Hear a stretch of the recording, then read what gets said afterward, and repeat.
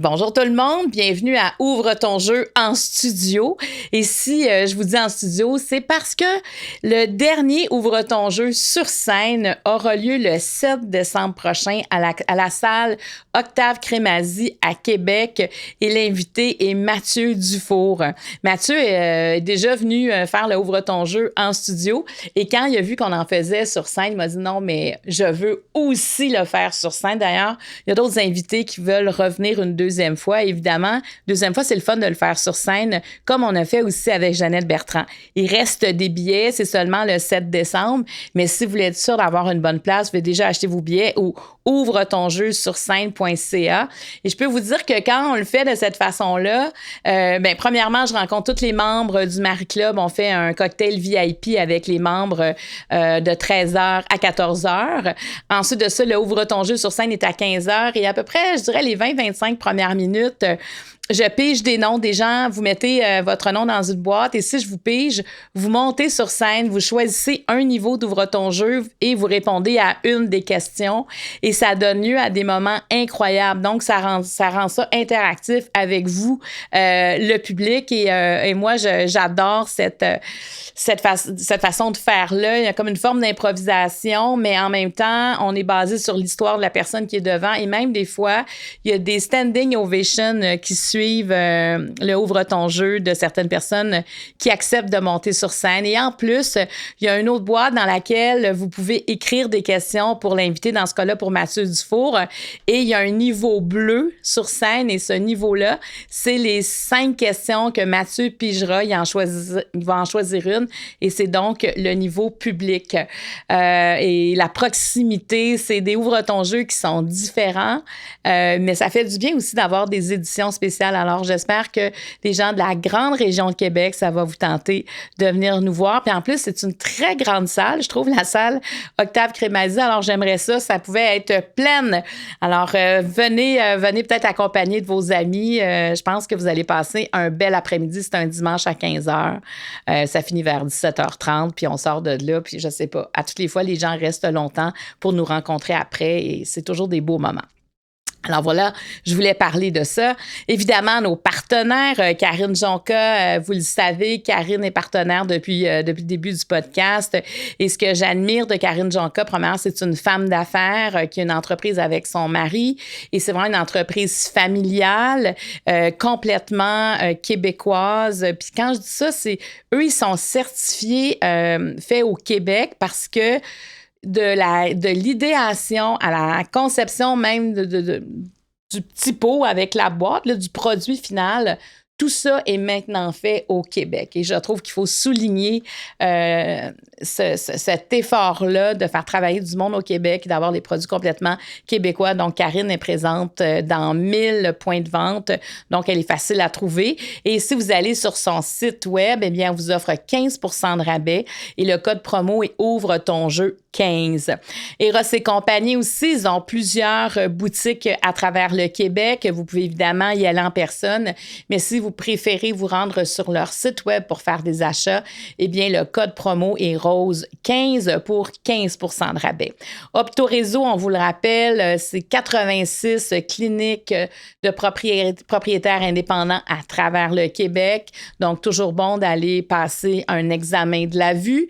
Puis comme je le disais l'autre fois, mais ça, je trouve ça intéressant quand même de dire qu'ils ont des verres qui peuvent vous aider si vous jouez au pickleball et peut-être que votre vision est un problème puis vous n'osez pas porter vos montures, eh bien, ils ont des verres de contact appropriés pour vous. C'est ce qu'on me disait l'autre fois. Je dis ça de façon vraiment personnelle parce qu'ils me racontaient ça l'autre fois. Puis j'ai tellement de gens à travers mon cercle d'amis qui se sont mis au pickleball. Je me dis, peut-être que c'est un enjeu pour plusieurs, puis je ne sais pas. Donc, je voulais propager la bonne nouvelle. On a aussi le Spa Eastman qui est un partenaire d'Ouvre ton jeu. Le Spa Eastman, c'est vraiment un lieu, je dirais, emblématique des spas au Québec. Ça a été un des premiers. Ils sont là, j'ai la date à quelque part, juste un instant, parce que je pensais pas que ça faisait aussi longtemps. Ils ont été fondés en 1977. Donc ça, j'en reviens pas qu'ils sont là depuis aussi longtemps. Moi, j'y vais quand même sur une base régulière parce qu'ils ont de la bouffe, de la cuisine tonique. Donc, pour ceux qui ont des intolérances ou peu importe, c'est quelque chose qui est très, très bon pour la santé. On mange très bien en passant. Il y a une super belle cave à vin aussi quand on va dans ce spa-là. Mais ce qui est particulier, c'est qu'on peut y faire un séjour. Ils ont vraiment des chalets incroyables là, en plein cœur de la nature. Et donc, vous pouvez séjourner quelques jours, faire un séjour santé. Voici mes collègues qui sont si précieux à chacun des enregistrements. Caroline Dionne à la coordination, Jérémy Boucher, réseaux sociaux, Élisabeth Lemieux, mise en ligne, Jonathan Fréchette à la création numérique et Maëlle Ledevin à la captation. Aujourd'hui, c'est un grand jour parce qu'en fait, j'ai déjà fait l'enregistrement. On n'a pas eu le temps de faire l'ouverture avant. Mais c'est pas grave parce que ça me permet de vous en parler parce que je l'ai terminé plus tôt. Je reçois quelqu'un que j'avais hâte de faire en entrevue depuis plus de 15 ans. Et à toutes les entrevues, des fois qu'on faisait de moi, puis on me demandait, mais qui rêves-tu d'interviewer? Et je répondais systématiquement son nom. C'est Xavier Dolan. C'est quelqu'un qui m'a vite impressionné dans sa carrière. Quand j'ai vu le film « J'ai tué ma mère », je voulais savoir qui a écrit ça, comment un jeune homme pouvait déjà avoir ces réflexions-là, avoir un recul aussi sur ce qu'il avait peut-être vécu. J'avais l'impression qu'il y avait quelque chose d'autobiographique dans ce film-là et j'ai toujours voulu le recevoir, mais pour toutes sortes de raisons, ça n'a pas fonctionné. Et là, il est venu aujourd'hui faire « Ouvre ton jeu ». Pour moi, il y a des moments comme ça où c'est excitant. Tu sais, c'est comme réaliser un souhait, mais de le faire de façon professionnelle. Et je suis tout le temps contente de recevoir toutes les personnes qui sont devant moi. Mais lui, disons, il s'est fait attendre. Et je pense que ça valait la peine d'attendre aussi longtemps pour le recevoir. Vous allez voir, hein, c'est quelqu'un de vrai, d'authentique, qui a une grande fougue. C'est quelqu'un qui a une rébellion un peu à l'intérieur de lui, mais il a été tellement généreux avec Ouvre ton jeu. Il est venu pour vrai le faire. Ça, il tentait d'être là. Et moi, j'en suis radieuse. Je suis tellement heureuse de l'avoir reçu. Alors, j'ai hâte de vous présenter ça. Alors, disons tout de suite, place à Xavier Dolan. As-tu déjà été un enfant? Pas longtemps. Pas longtemps. C'est entre l'âge de 1 et 4, 5. Puis après, ça a été un mélange de toutes sortes d'époques, de toutes sortes de milieux, d'environnements. Mais je pense qu'on est sorti du territoire de l'enfance.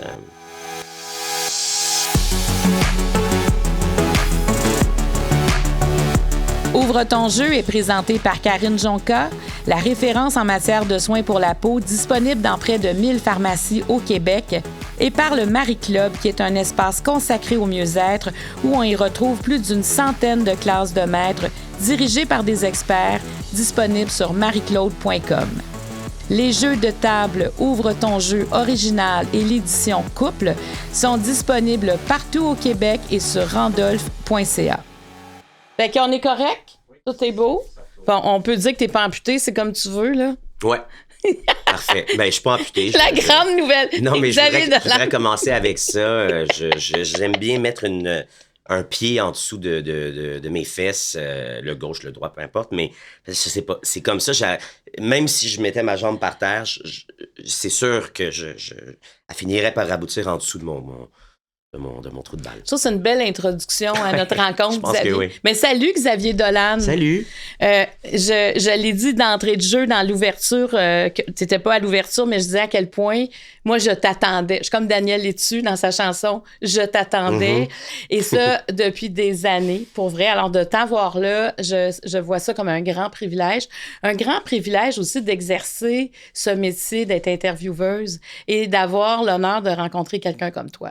Mais c'est extrêmement flatteur, puis je suis très content d'être ici. Et comme je t'ai dit tout à l'heure quand on se parlait, quand j'arrivais, j'aime le jeu, j'y joue. Je suis pas sûr de jouer correctement, mais je joue avec un ami qui me l'a donné, puis voilà. Donc, j'ai hâte de comprendre plein de petites nuances. Ouais, puis tu sais, moi, les règles, c'est toujours fait, c'est bon de savoir les règles. Parce que on peut les briser. Exactement. Moi, j'aime toujours c'est quoi la convention. Puis si j'ai pas envie de la suivre, je serai pas ignorante.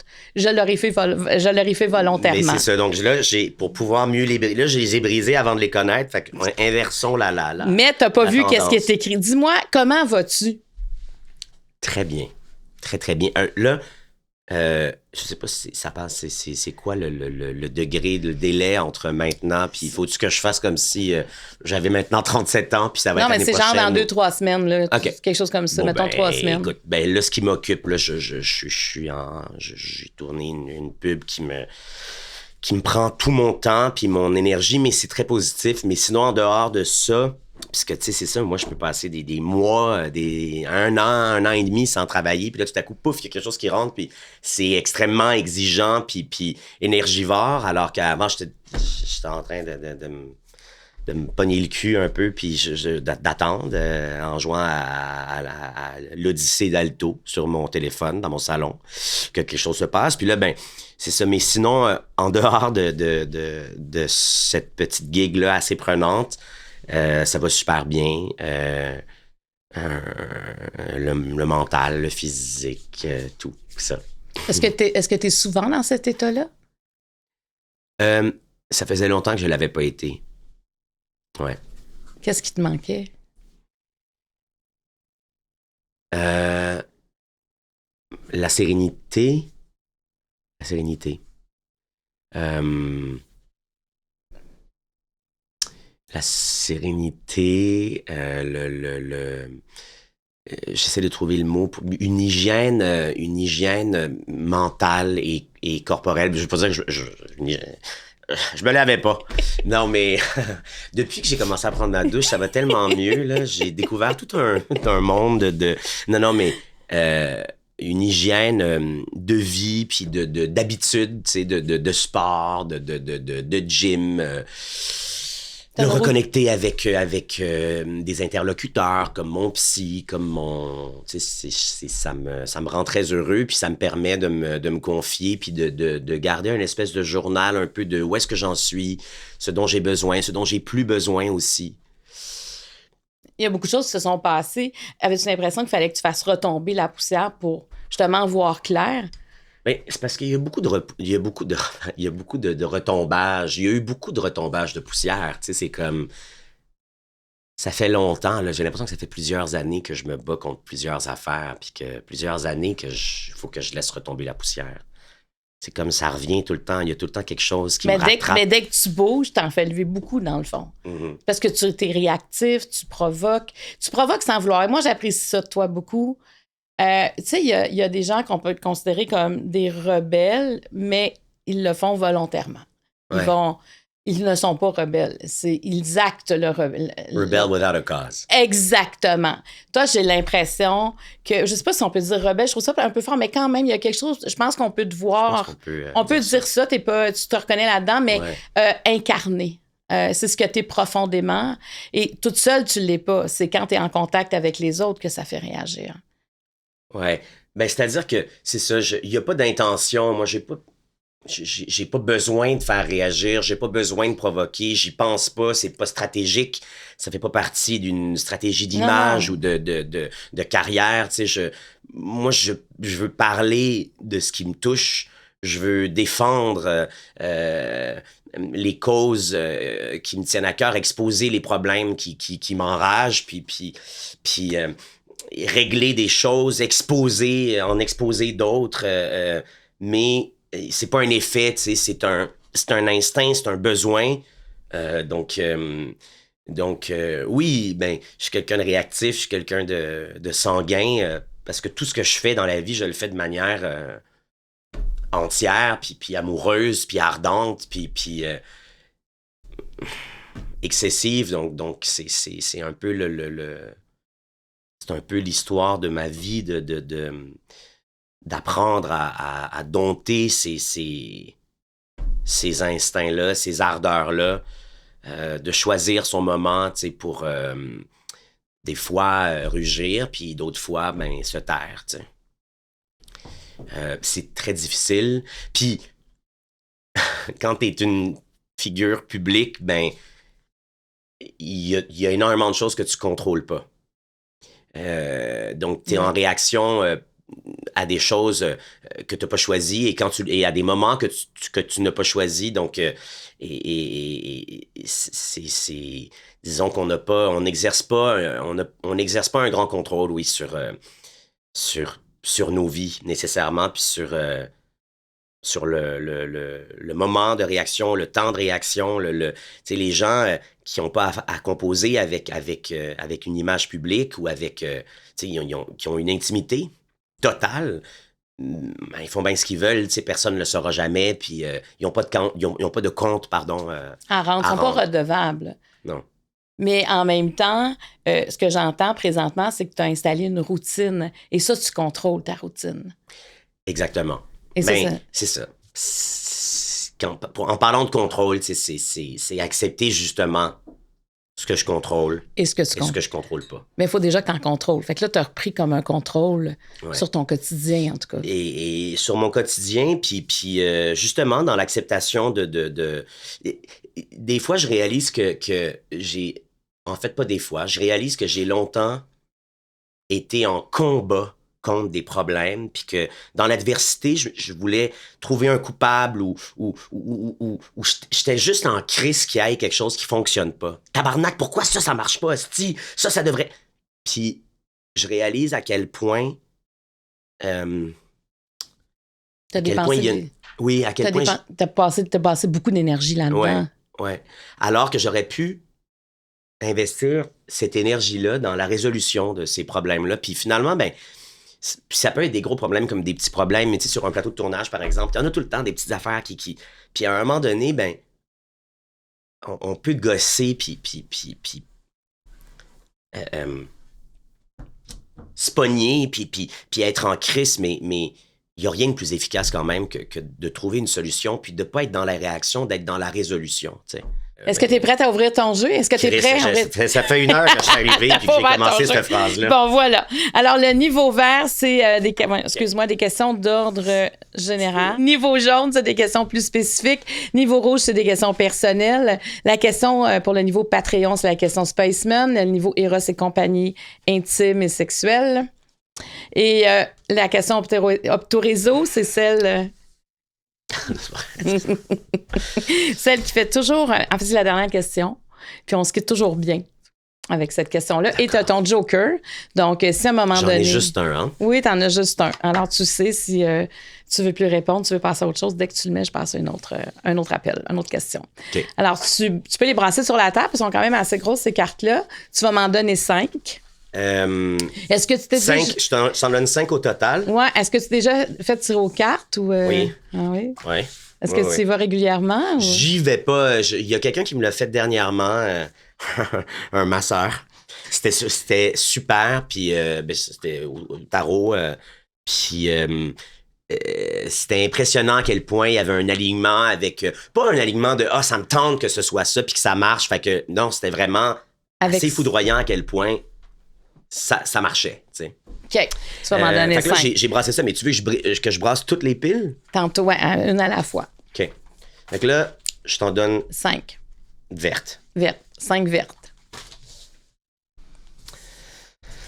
Oh, attends. OK, ces deux-là. Ouais. Ça, mais il n'y en a pas tant que ça, hein. Non. Il en reste rien que 3. Bon, voilà. Alors, je vais te les lire. Ça, je mets ça ici. Tu peux les mettre là-bas, on s'en servira plus. Okay. Je vais te les lire, tu vas en choisir une à laquelle tu répondras et après, je vais en choisir une à laquelle tu devras répondre.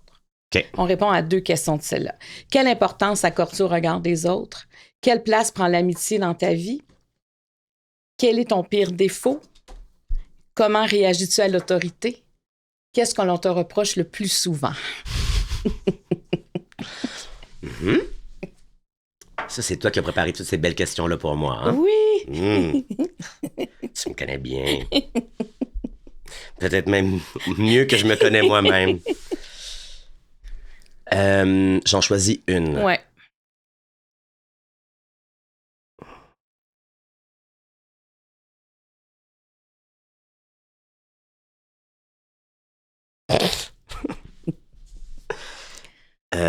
Ben regarde, je vais prendre... j'hésite en fait entre une qui est comme plus antagonisante, plus confrontationnelle pour moi, ou une qui est plus facile. Je sais pas quoi faire. Peux-tu faire un appel? C'est comme dans... Mais je vais prendre j'ai une curiosité morbide envers quel est ton pire défaut, mais je saurais pas lequel choisir. Fait que je vais prendre quelle place prend l'amitié dans ta vie. Parfait. Alors tu peux y répondre. Quelle place prend l'amitié dans ta vie? Énorme.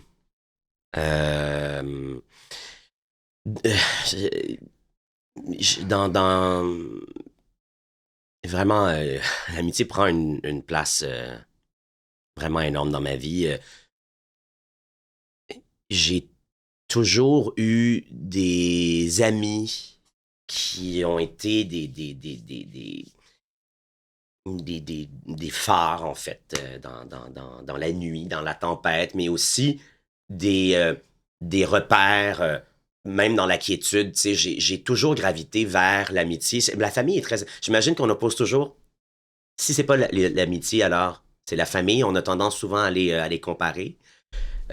C'est pas que je les compare parce que j'ai des liens très forts avec ma famille, mes deux familles, du côté de mon père, ma famille et de ma mère, ma famille en général. Tu vois, là, je change de pied. J'ai plus de circulation dedans. Mais me tourner vers l'amitié par besoin de réconfort, de tranquillité, de confort. C'est quelque chose que j'ai toujours fait. Solliciter l'avis, l'opinion d'amis sur mes projets, sur mes amours, j'ai jamais été quelqu'un qui garde les choses pour soi. De toute évidence. Mais est-ce que tu as des amis de longue date qui arrivent de l'enfance? J'ai des amis de longue date.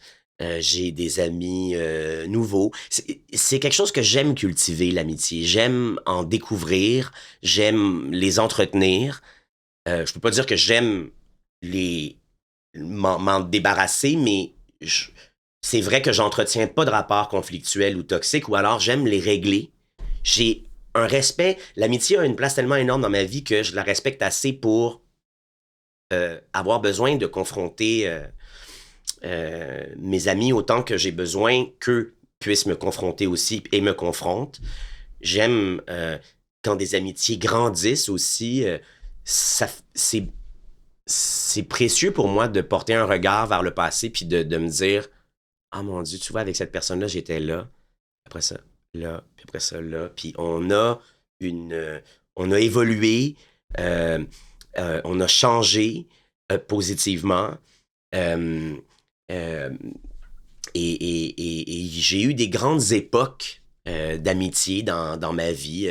Des fois, j'ai été porté plus vers une personne et à d'autres reprises, à d'autres époques, à d'autres moments, plus vers une autre. Mais, et puis, il y en a là-dedans, oui, que j'ai depuis l'enfance. Là, ce serait plus l'amitié avec mes cousines, tu sais. Que j'entretiens depuis toujours, d'ailleurs, comme si c'était mes sœurs, mes frères, mes cousins, cousines. Il y a quelque chose d'amical tout le temps dans le cousinage. Tu sais, Est-ce que tu fais partie des plus vieux, des plus jeunes? Parce que moi, par exemple, avec mes cousins, cousines, je suis toujours la plus jeune, on dirait. Ça dépend dans quelle famille. OK, c'est ça, parce que moi, dans la famille de mon père, je suis le plus jeune. Dans la famille de ma mère, je suis parmi les plus vieux. Là, je suis parmi les deux. On est les deux plus vieux. Stéphanie et moi. J'ai l'impression d'avoir été, tu sais, comme chouchoutée par quand j'étais la plus jeune, tu sais. Mais moi, j'ai comme eu les deux. C'est ça, tu as vécu les deux. Mais ça a tout le temps été des rapports très amicaux, tu sais, de confidence, qui ont... Tu sais, puis ce qui est bien aussi avec la famille, c'est que il y a une compréhension quand même de ton mode de vie, du fait que des fois, tu t'investis dans quelque chose puis que tu disparais. Puis là où en amour ou en amitié, les gens peuvent ne pas comprendre puis te reprocher des absences ou tu peux toujours rentrer à la maison, tu sais. À la maison ou dans les maisons de ta famille, je veux dire. Ouais. De toute manière, j'ai pas cette relation-là en amitié non plus de reproches ou de les gens comprennent. Il n'y a pas d'attente. ben, il y a des attentes, tu sais, que je veux remplir, mais il n'y a pas l'attente il n'y a pas d'attente irréaliste envers, tu sais, dans mes amitiés, il y a beaucoup de gens qui sont dans le milieu de toute manière, donc il y a une compréhension quand même du fait que Chris, à un moment donné, ça fait 2 mois qu'on s'est pas vu, mais on n'est pas plus amis, là, tu sais. Puis, on se voit jamais, tu sais, d'être dans le... Je l'ai déjà été, en plus, je sais, on me l'a reproché, puis j'ai essayé de travailler là-dessus. T'es exigeant envers les autres? Ben non, mais tu sais, des fois, je m'ennuie, puis tu sais, j'ai pu dire à des amis, on se voit pas, t'es tout le temps Mais, tu sais, on donne ce qu'on peut, puis quand on est ensemble, ben, c'est bien de pas passer ce temps-là à se plaindre de ce qu'on n'a pas eu ou à envisager ce qu'on pourrait obtenir lors d'une prochaine rencontre, tu sais.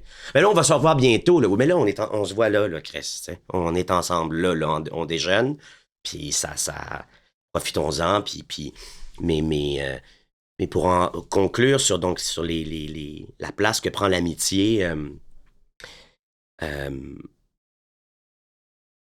place, sinon toute la place, en fait.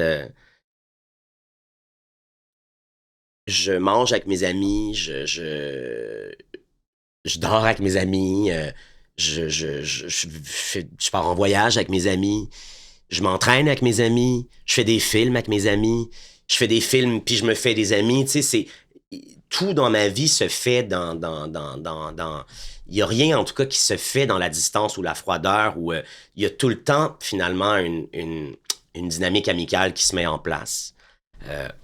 Je suis pas obligé d'être ami avec quelqu'un pour travailler avec ou pour... Ce que je veux dire, c'est que, sans dire que je suis pas sélectif, je pense que j'ai l'amitié facile, j'ai de la chaleur puis de l'amitié à donner. Et donc, si je rencontre une personne qui a cette même propension-là à donner, puis on risque de tomber en amitié, tu sais. Est-ce que tu mélanges tes amis ensemble? Absolument. Absolument. Puis, des fois, je trouve que c'est intéressant aussi d'avoir des amitiés dans des cercles différents, de changer un peu de... Tu sais, il y a un caméléonisme un peu dans notre copinage qui fait en sorte que, ben, comme on s'admire beaucoup, il y a beaucoup d'admiration dans l'amitié, dans l'amour aussi, tu sais, il faut admirer l'autre pour ouais. C'est essentiel, tu sais. Admirer, ça veut pas dire... faut que tu sois connu puis que tu gagnes bien du cash puis c'est pas cette admiration-là, c'est l'admiration des petites ou des grandes ou des moyennes choses. On pense qu'on admire juste une vedette ou une... non, admirer... j'admire au quotidien ton ta rigueur, tu fais ta routine, tu prends ton café, tu places bien ta tasse, tu choisis des choses belles, tu as un égard à la beauté, tu parles bien, t'es éloquent, t'es ponctuel, c'est plus plate, là. Mais j'admire la ponctualité de certaines personnes, moi qui le suis pas. Surprise. C'est important l'admiration, puis donc je pense que parce qu'on s'admire beaucoup, ben on se singe énormément, on veut posséder les choses belles de l'autre, ou on veut même rire comme l'autre, ou on veut imiter le rythme d'élocution d'une personne, puis pour moi, un signe, ben tu sais, il y a quelque chose qui peut devenir malsain là-dedans, tu sais, quand on est dans un extrême, mais pour moi, c'est bon signe de ces emprunts-là, tu sais. On emprunte à ceux qu'on aime des traits. On peut emprunter de l'argent aussi, mais tu comprends ce que je veux dire. Fait que, puis c'est intéressant des fois de créer des amalgames, puis qu'il y ait un métissage entre ces groupes-là. Puis généralement, je constate que les amis que je veux dans ma vie s'entendent tous bien les uns avec les autres, même s'ils viennent de milieux ça, même s'ils sont différents. Ouais. Et en même temps... C'est des différences qui sont compatibles. Ouais, mais ça montre ton côté aussi ouvert... Tu sais, ça complète toutes nos facettes aussi. Mais ça montre leur ouverture à eux aussi, oui, donc forcément, oui. Mais je m'entourerais pas de gens qui sont pas ouverts ou qui sont pas... Tu sais, c'est important pour moi de parler, de s'intéresser aux autres, la curiosité, tu sais, poser des questions, débattre, parler. Mais des fois, ça fait des milieux hétéroclites quand tu mélanges. C'est intéressant, ça. Mais je pense que c'est essentiel, en fait, parce que si on a juste le nez puis la tête dans une même et seule affaire, ben... on s'uniformise, ça devient lisse, ça devient plat, ça devient plate. la question. C'est sûr qu'il y en a une qui me tente, mais je vais aller ailleurs. Tu peux y aller avec le défaut si tu veux. C'était ça ou tu voulais Non, l'autorité? L'autorité, mais c'est sûr que tu réagis à l'autorité. On peut vas-y avec ce que tu veux. Je suis prêt. Attends. Attends, parce que je vais y aller tant. Non, je vais prendre quelle importance accorde-tu au regard des autres? Parce que ça peut évoluer, ça aussi, dans le temps. Il faut que ça évolue. Il faut que ça évolue. Ça a évolué. La grande question là-dedans, c'est qui sont ces autres? Est-ce que c'est le regard de mes amis? Est-ce que c'est le regard de ma famille? Est-ce que c'est le regard du public? Est-ce que c'est le regard de la critique, des journalistes, des industriels? C'est le regard de qui? Puis est-ce que ce regard-là, a priori, est bienveillant? Puis ça, c'est la question que moi, je comprends que j'ai besoin de me poser en tout temps avant d'accorder cette importance-là, de donner cette importance-là à quelqu'un de me... Faut que tu gradues. Ouais. Quand pas gradu, c'est pas le bon mot. Comme un gradateur. Là. Faut que je dose. Je dose, oui, c'est ça. C'est-à-dire, faut que tu donnes la... Ben, il faut que je répartisse. Oui, c'est ça. Parce que...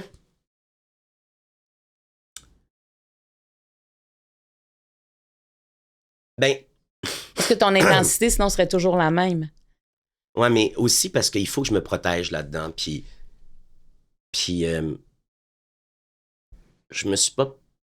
je me suis mal protégé de ça dans le passé.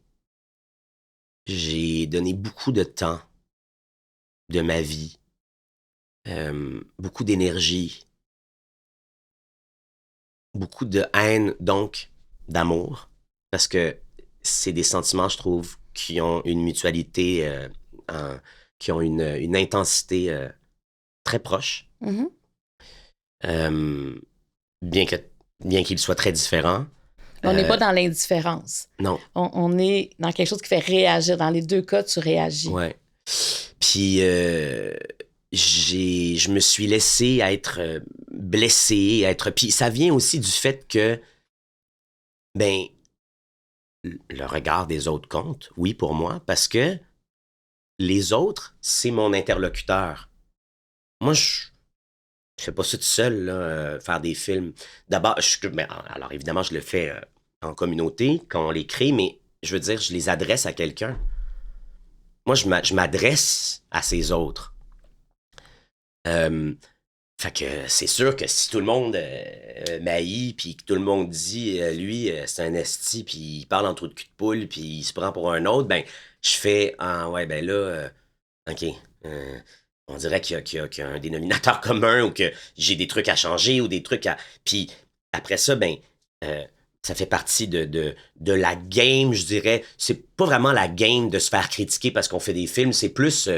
que de comprendre ce qu'on a fait, puis de grandir, d'évoluer. Il y a un aspect académique quand même dans l'idée de... Il n'y a pas juste un aspect émotif ou artistique, il y a un aspect académique dans la création, puis dans le cinéma. Mais est-ce que jeune, déjà, tu étais réactif au regard des autres? Je m'en souviens mal. Je pense que non. Je pense que quand j'ai commencé à m'épancher, puis à me présenter, puis à m'exposer, même de manière inconsciente au début, mais à exposer mon intimité, puis même, tu sais, mes films comportent des éléments autobiographiques, mais sont largement fictifs, et dans le plus grand pourcentage, tu sais, donc, mais c'est juste que il y a de l'intimité de moi, des autres, de ma famille, de gens que j'observe depuis toujours, que je viens insérer dans ces intrigues-là, parce que je veux que les gens puissent s'y identifier, puis qu'il y ait un rapport humain, tu sais, qui se crée avec le public.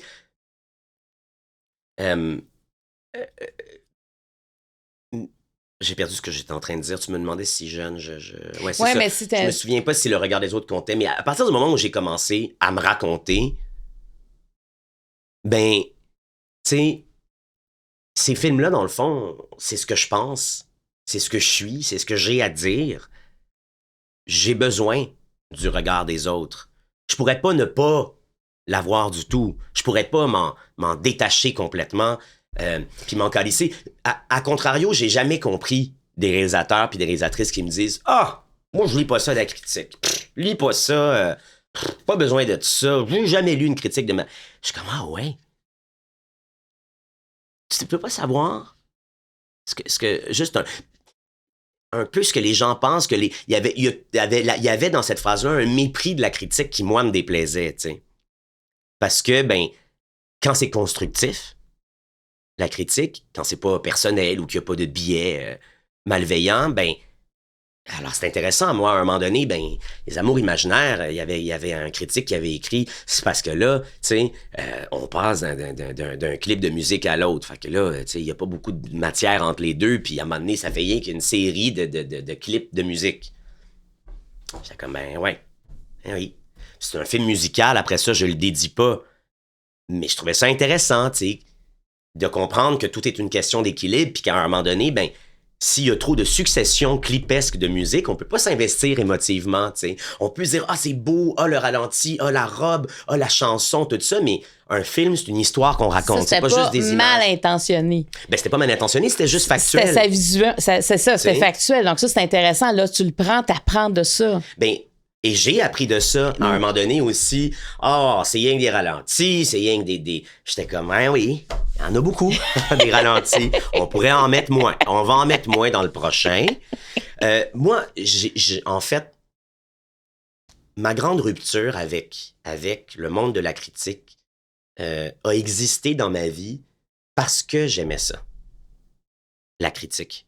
J'aimais la lire, j'aimais apprendre, j'aimais comprendre ce que j'avais fait, qui j'étais, qui je suis, et puis j'en ai toujours eu des négatives. C'est pas, ah, ça a été une histoire d'amour, puis à un moment donné... Non, c'est ça. Les gens ont pu... Ouais. Je suis mis à faire des films de merde, puis là, les gens ont fait, c'est de la merde. C'est plus complexe que ça. J'ai senti qu'à un moment donné, il a commencé à y avoir un truc très personnel, puis à partir de là, j'ai arrêté de lire pour me protéger, tu sais.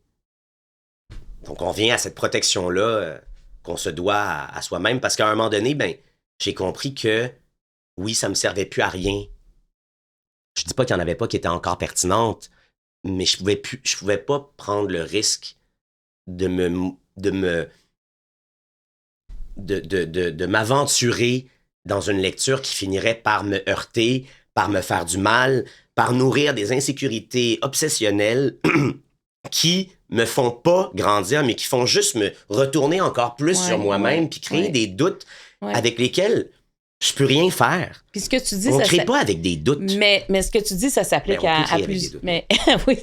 Mais ce que tu dis, ça s'applique à beaucoup de gens, tu sais, qui vont avoir des critiques à différents moments de leur vie sur différentes choses.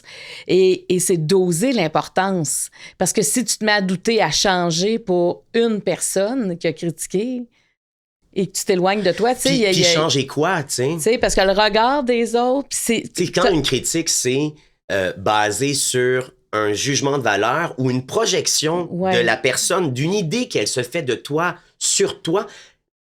On fait quoi avec ça, tu sais? Moi, trop de ralentis, oui. Trop ci, trop ça. Trop long. Trop superficiel. Trop ci. Ça, jouer trop gros. Parfait. Mais là, quand on rentre dans « Ah, il doit avoir fait ce film-là en pensant ça. » Pour ça, t'es pas dans ma tête. Puis essaye pas de l'être. Puis... t'es pas psy, là. OK? Je veux dire... il fait un film sur ce que c'est d'être un génie et de mourir et de se sentir seul. Mais tu sais, ton point de départ est juste de quel regard? Ouais.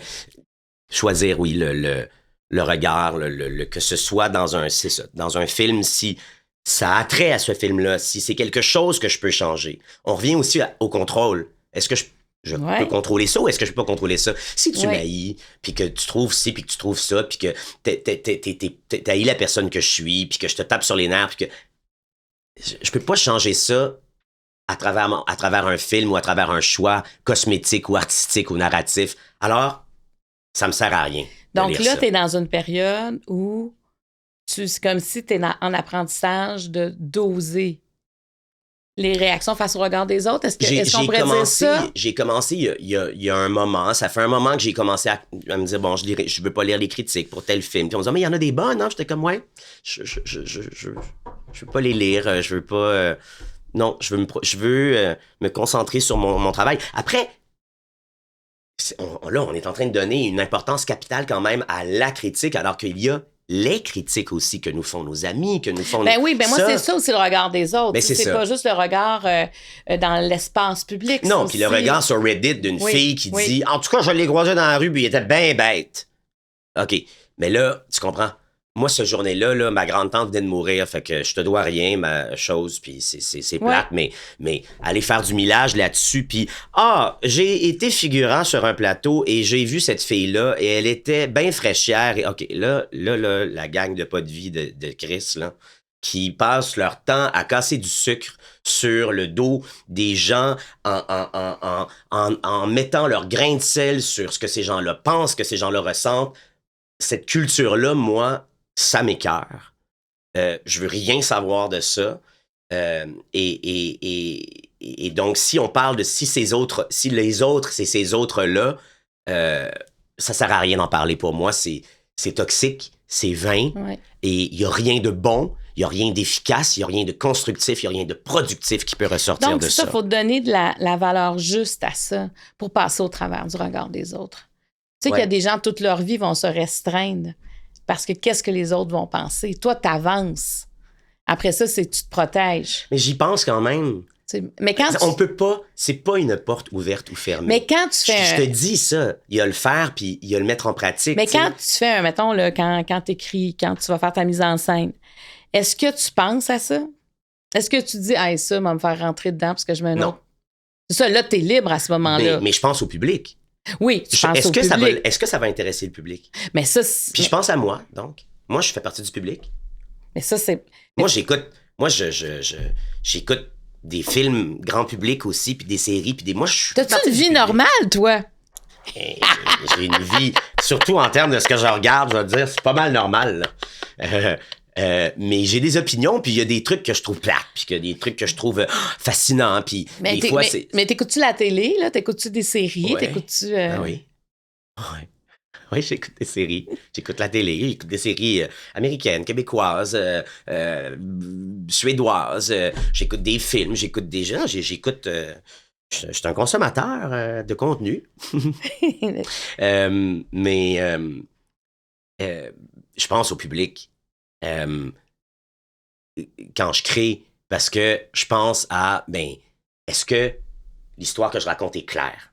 Est-ce que ils vont être accrochés émotionnellement à telle affaire? Est-ce que j'ai ce qu'il me faut est-ce que j'ai les clés de compréhension nécessaires? Est-ce que la musique arrive au bon moment? Est-ce que ça, je pense tout le temps au regard du public et je pense tout le temps à mon propre regard sur moi-même quand je crée, au regard des gens avec qui je crée. Je demande constamment aux techniciens, aux artisans, aux artistes avec qui on raconte une histoire. Est-ce que ça marche pour toi? Est-ce que j'ai ce qu'il me faut? C'est nécessaire ce plan-là? Je pose tout le temps des questions. Je suis tout le temps en train de me tourner vers ma script, notre paquette, puis dire, on a-tu ce qu'il faut? On la refait-tu? Le jeu est-tu correct? Puis elle me regarde avec ses lunettes comme ça, puis elle fait... Ou, correct, on a ce qui... Tu sais, André Turpin, qui fait la direction photo, qui est en train de regarder son pose-mètre, il me regarde, puis, tu sais, j'ai demandé dessus, on a-tu ce qu'il faut? Est-ce qu'on comprend?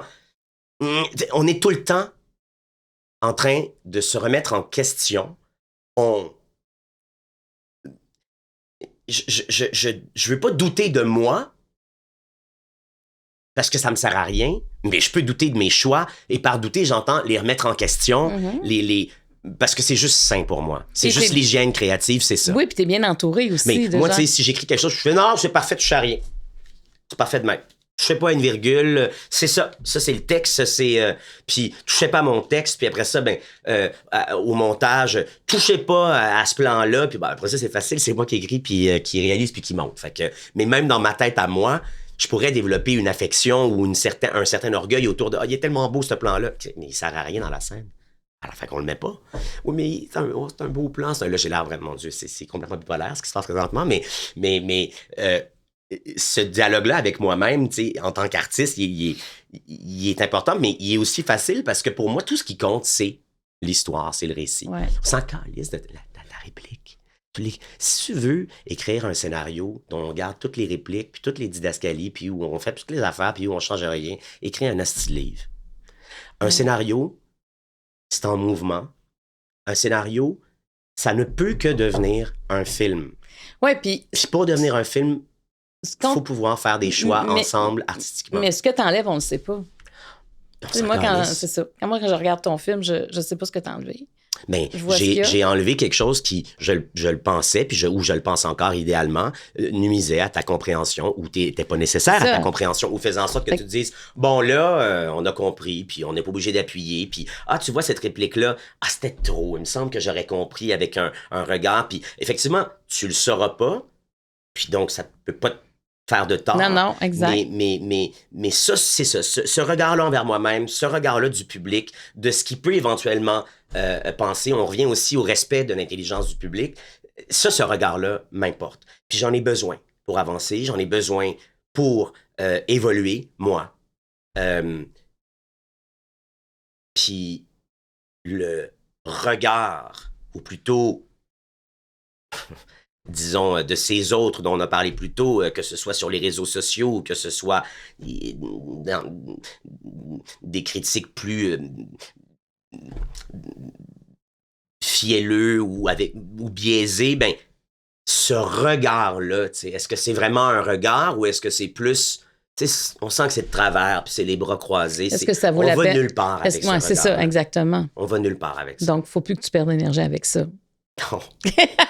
Mais il y a le dire puis il y a le faire. Oui, mais ça. Ben oui. Et c'est dans ma nature. Oui, puis ça dépend à quel moment de ta vie. Tu sais, il y a toutes sortes d'affaires. Un matin, tout va bien, tu lis ça, tu peux. Oui, mais puis après ça, on n'est pas parfait, puis ça sort, là, puis là, tu fais si tu viens de me faire rentrer dedans pour quelque chose que j'ai dit, c'était pas ça que je voulais dire. Moi, c'était clair. Pourquoi? Là, tu sens qu'il y a quelqu'un qui est venu peser sur le piton, puis. J'ai pris la peine de choisir tel mot, ils mettent tel mot à la place. C'est normal aussi de réagir à ça. Après ça, à quel point est-ce que ça peut t'atteindre dans la longueur, puis à quel point est-ce que ça peut susciter une réaction? C'est quoi l'injustice? Une réaction concrète où tu vas répondre, où tu vas... C'est ça, le petit pas de recul. Mais c'est normal aussi de réagir, puis c'est juste de le garder pour soi, puis de pas aller écrire « Ah, non. » Est-ce que tu es prêt pour le niveau jaune? Oui. Alors, tu l'épiges, tu m'en donnes 4. Okay. Elle fait partie du passé. OK. Tu vas m'en donner... tu vas y brasser. Je vais en prendre 4. Tu vas répondre à une question, puis je vais te poser une question. Tu vas en choisir une, c'est-à-dire.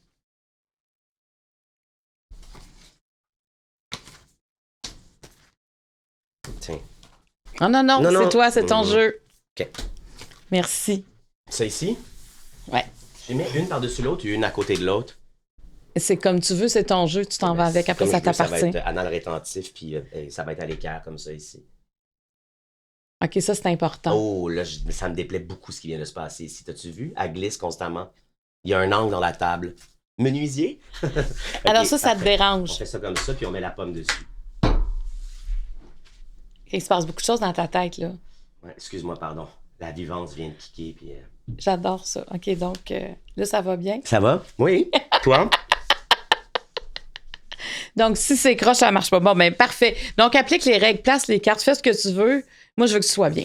Quel type d'amoureux es-tu? Quel est le plus grand défi que tu as eu à surmonter? As-tu déjà été un enfant? Ça fait longtemps que je vais te poser cette question-là. Qu'est-ce que tu n'as pas reçu de tes parents et qui t'a manqué?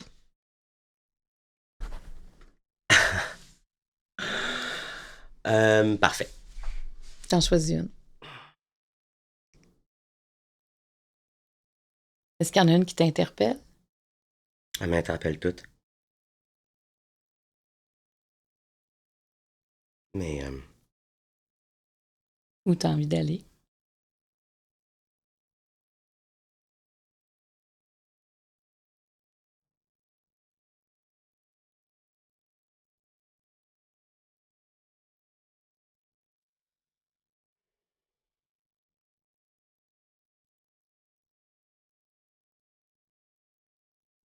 Je le sais pas.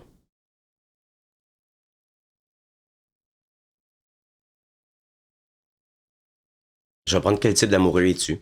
OK. Euh, je... C'est bien formulé parce que je pense que je suis un amoureux, mais je pense que j'ai jamais été un conjoint ou un membre actif d'une dynamique de couple. J'ai eu des relations toujours très courtes, vraiment très courtes. Puis ce que j'ai connu de l'amour, c'est des dynamiques dans lesquelles ben, je vais m'embarquer dans une relation, puis éventuellement, ben, il y avait une distanciation, un détachement euh, de ma part. Euh, Puis ça se terminait. Et ce que j'ai connu d'autre, c'est des coups de foudre ben, fulgurants, dévastateurs, où je m'éprends d'une personne euh, de manière obsessive puis assez destructrice pour moi, sans que ce soit réciproque.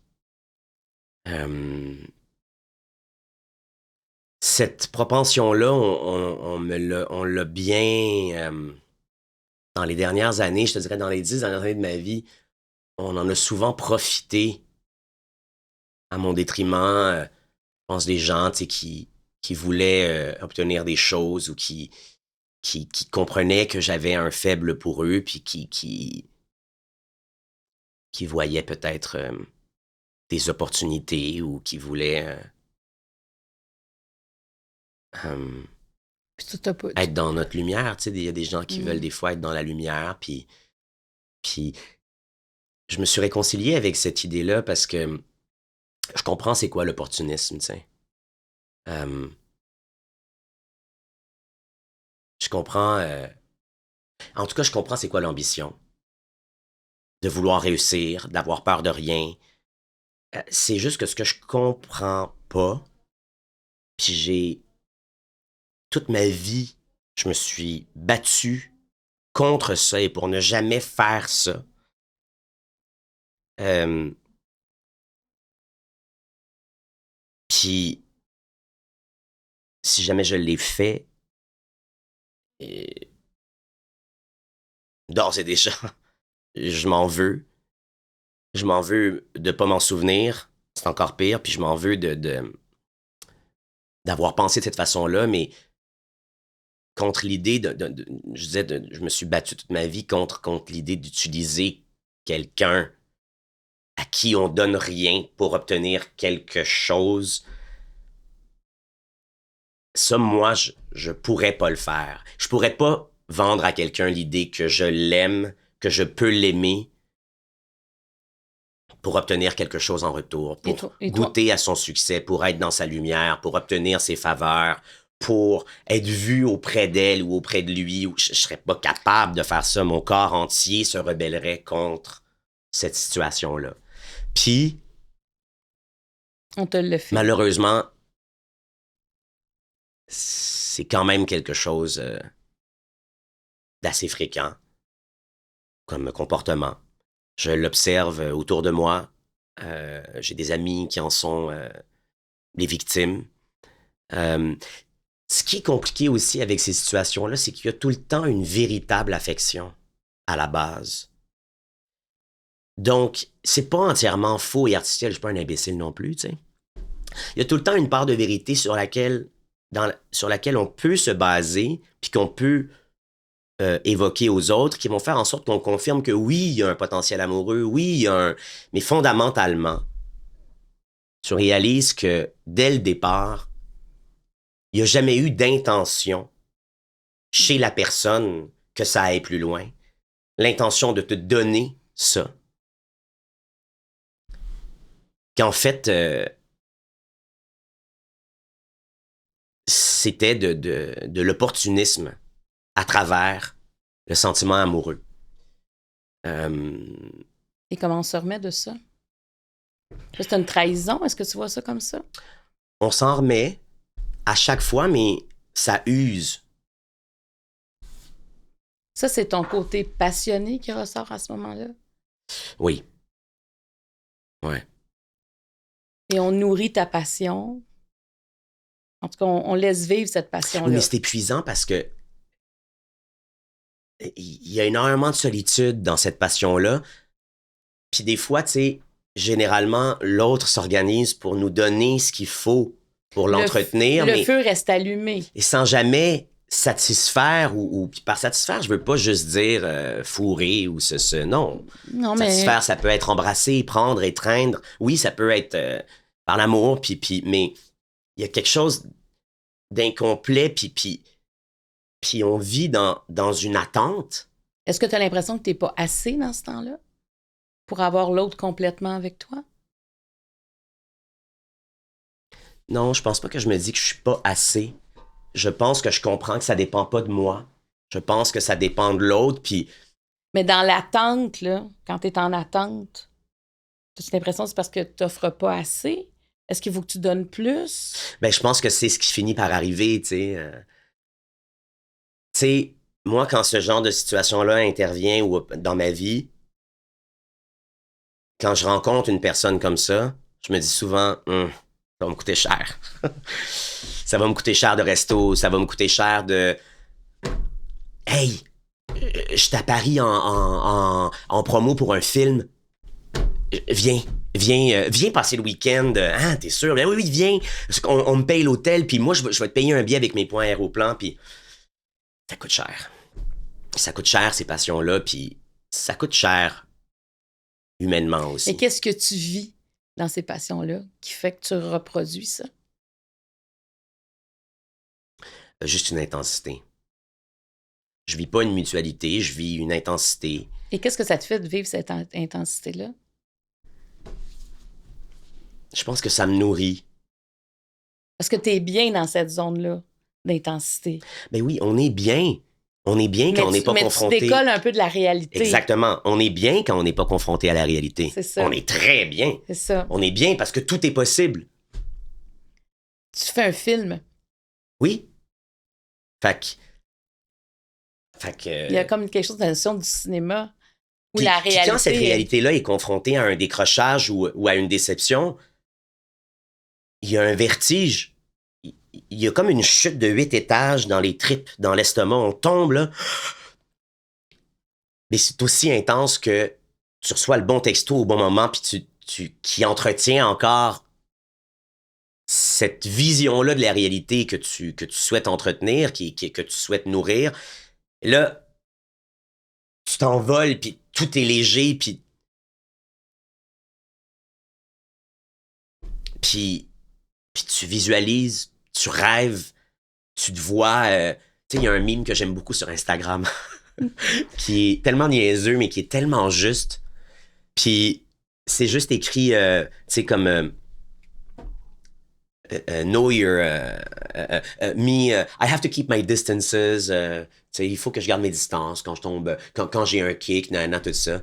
Puis là, c'est juste écrit, moi, 2 points, après... une date avec quelqu'un qui me plaît. Puis là, il y a juste une capture d'écran, puis c'est juste une image où c'est écrit « Suit for wedding » comme recherche dans Google. Je suis comme « Ouais, oui, le mariage. » Tu magasines déjà ton habit de mariage. En Toscane, avec une belle arche vignée, tu sais, clairsemée d'hibiscus ou de renoncule ou de... Oui, elle est là. Okay, le nœud papillon, le saut Armani, puis avec une encolure double, puis oui, on visualise ces choses-là de manière folle, là, quand on a un kick, puis on s'en veut, mais je pense que tout le monde le fait... je dis pas que j'ai déjà tapé Suit for... je dis pas que j'ai déjà tapé Suit for Wedding, mais c'est juste un symbole, c'est juste une analogie qui me fait rire parce que elle capture bien notre démesure. Notre démesure quand on tombe. Ça le dit, quand on tombe en amour. Et donc, t'es tombé en amour souvent. Et la descente se passe comment? honnêtement, de plus en plus vite, de mieux en mieux, c'est de plus en plus facile, Mais est-ce que c'est un pattern que tu reproduis toujours? c'est un pattern que les gens reproduisent avec moi aussi. Mais C'est mais, ça, mais t'es c'est ça réceptif l'affaire. en même temps à ça. Oui, mais c'est ça qu'il faut, tu sais, je veux dire, moi, T'aimes ça fait cette long. sensation-là de Je l'aime, passion. c'est juste que la différence entre moi puis quelqu'un qui tombe dans un schéma comme celui-ci, c'est que moi, ce schéma-là, on me le présente. Parce que tu J'en as à offrir. rencontre. Parce que tu as beaucoup à offrir. Exact. Pour quelqu'un, comme tu dis, qui est opportuniste, qui veut de la lumière, t'as Puis même ça. si je le sais, moi, à partir du moment où je me ferme complètement comme une huître puis que je veux plus laisser entrer ça, mais je deviens méfiant. Puis si je deviens méfiant, ben, je deviens seul. Parce que c'est partout autour de moi. Puis c'est une chose de le distinguer, mais pour le distinguer, il faut l'essayer, puis il faut voir. Puis c'est quelque chose qui se reproduit constamment avant que même moi, je le choisisse. C'est là dans ma vie. Puis maintenant, ben, la seule chose que je peux faire, parce que je peux pas me couper entièrement du monde puis me dire, cette personne-là peut-être me veut quelque chose, peut-être me veut... Non. Je peux pas être tout le temps sur mes gardes comme ça parce que je vis plus. Parce que je tournerais le dos à ma vie, à la vie. Oui, puis il y a un espoir qu'un jour, ça fonctionne aussi. Mais est-ce que... Mais je pense pas que ça fonctionnerait de même si ça fonctionnait. Mais comme ça commencerait pas avec ce genre de situation-là. Mais je pense comme que... tu es quelqu'un de passionné, là, est-ce que c'est nécessaire de toujours ressentir la passion ou Non. toi aussi tu décroches? Non. Puis quand j'ai vu quel type d'amoureux es-tu, j'ai eu envie de te répondre. Je t'ai dit, je le sais pas, je pense. Mais aucun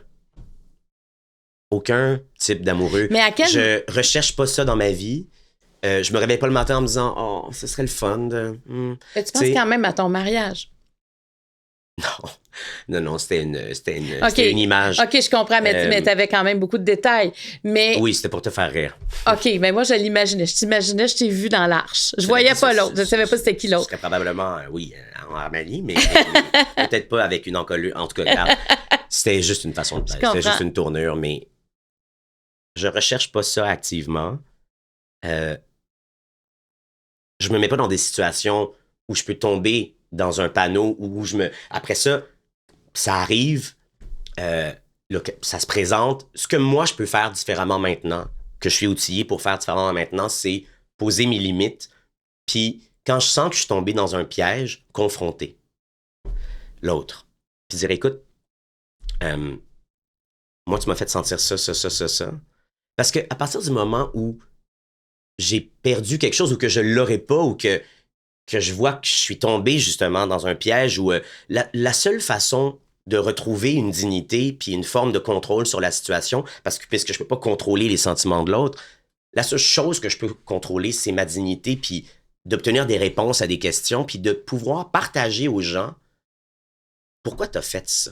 Est-ce que tu réalises que ce schéma-là, c'est néfaste pour moi puis que c'est malveillant? Puis il y a un grand apaisement là-dedans. De faire face. Oui, de faire face.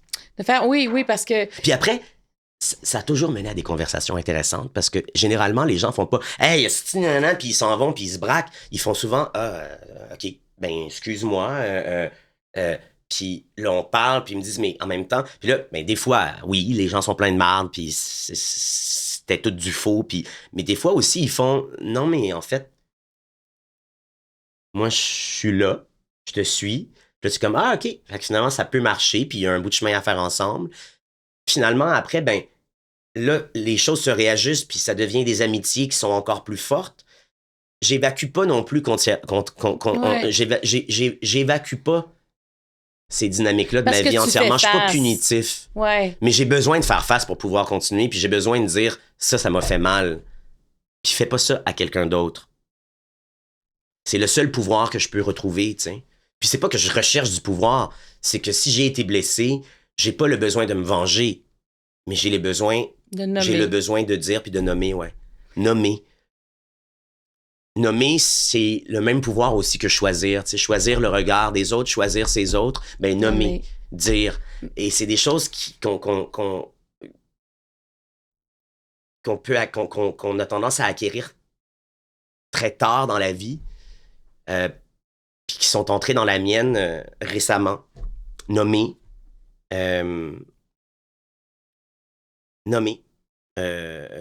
distinguer, choisir. C'est des verbes incroyablement simples, puis d'une complexité tentaculaire. Non, mais des fois, c'est le temps, c'est l'expérience. Oui. Ça arrive pas comme ça. Ça sert à ça, la vie. Hein? Il faut arrêter de faire des films pendant 7 ans pour apprendre à nommer les choses. Mais parce qu'il faut vivre. Quand tu fais que travailler... Mais moi, en plus, clairement, tous ces films-là, ils ont vécu en moi tellement longtemps. Tu sais, c'est pas un hasard que John F. Donovan ait été un film sur le show business, sur le rapport à l'industrie, sur après 2009-2017. Après 8 ans à faire des films, puis à faire partie d'une industrie, à faire partie du circuit des festivals, c'est ça que j'avais à dire, rendu là. C'était ça. Fait que, et après ça, j'ai besoin de vivre des choses, j'ai besoin de vivre ma vie, de voyager, de rencontrer. J'ai besoin de me faire mener par le bout du nez, de me faire crisser là. J'ai besoin, moi, de perdre quelque chose, d'avoir un projet de film qui s'effondre, de prendre soin de ma santé mentale, de prendre soin de moi pour après ça pouvoir revenir puis raconter. Pas raconter, voici ce que j'ai fait dans les 7 dernières années, mais j'ai eu des idées issues de ces moments de solitude, de ces moments de... Tu sais, quelqu'un qui est heureux, puis qui vit, puis qui a du succès, puis qui voyage, pour faire un film, moi, je suis allé à Cannes, à l'hôtel, et j'ai pris un café, puis j'ai fait une entrevue, là, tu sais. Oui, mais t'es un capteur d'émotions. T'es un observateur d'humain, c'est ça. Oui, mais il n'y a pas beaucoup d'humanité dans le milieu. Mais c'est pour ça que t'en es sorti, là. C'est ça. Ça fait du bien d'aller voir ailleurs. Oui. Puis, tu sais, pendant mes phases de doute, puis pendant les sorties médiatiques qu'il y a pu y avoir, qu'elles soient de moi ou que j'ai rien demandé, ou tu sais, il y a toujours un peu les deux, il y a... Je sais pas pourquoi j'ai fait un clin d'œil comme ça, mais en tout cas... C'est intéressant. Moi, je t'observe. Coupe-moi ça. Il y a eu une constante, et c'est le public. Les gens, monsieur, madame... les jeunes, les plus vieux, les gens. Puis je me suis pas aventuré dans les méandres de Reddit parce que tu sais ce que j'en pense, mais sur les réseaux, m'ont défendu. On dit, ben voyons, il a jamais dit ça. Franchement, c'est...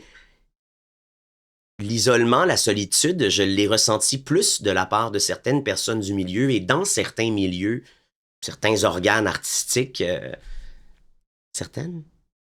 Un organe. Un organe. Un organe. Un organisme, en tout cas. Ouais, ça, c'est sûr. Un organe. Une belle organisme. On va dire un. En tout cas, j'ai tout le temps ressenti ça m'a beaucoup apaisé, tu sais. Mais surtout que ce que tu as fait, tu l'as fait pour le public et le public te le rend. Donc, ça. À partir de là, c'est fin de l'histoire. Exact, c'est ça. Tu sais, le reste, ça fait partie de l'histoire, mais c'est pas ce que tu vas en retenir.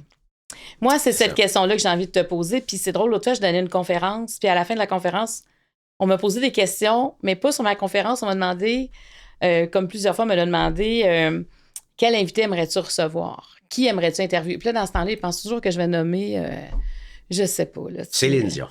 Je l'ai fait déjà. Je le sais. Après, t'arrives après tu pourrais le... Ben oui, je pourrais, mais tu sais, maintenant, ils vont penser Rihanna. Ils vont... une grande pointure à remplir. Ouais, non, ils vont penser Barbra Streisand, je sais pas, tu sais. Puis moi. On n'a pas les mêmes jambes, hein? On n'a pas le... Mais moi, je dis toujours Xavier Dolan. Amputation. Moi, je dis toujours Xavier Dolan. Et ça. Ah oui, tu as jamais fait Xavier? Je dis non. Et puis l'autre fois, Yana m'a dit, OK, mais ça serait quoi la question que tu voudrais poser? Puis j'ai dit, la question que je voudrais poser, c'est est-ce qu'il a déjà été un enfant? Et là, tout le monde est devenu émotif. avec la question, mais c'est ce qui m'est venu. Puis je vais juste la mettre en contexte, par exemple. Pourquoi? Parce que je l'avais mis en contexte à ce moment-là aussi.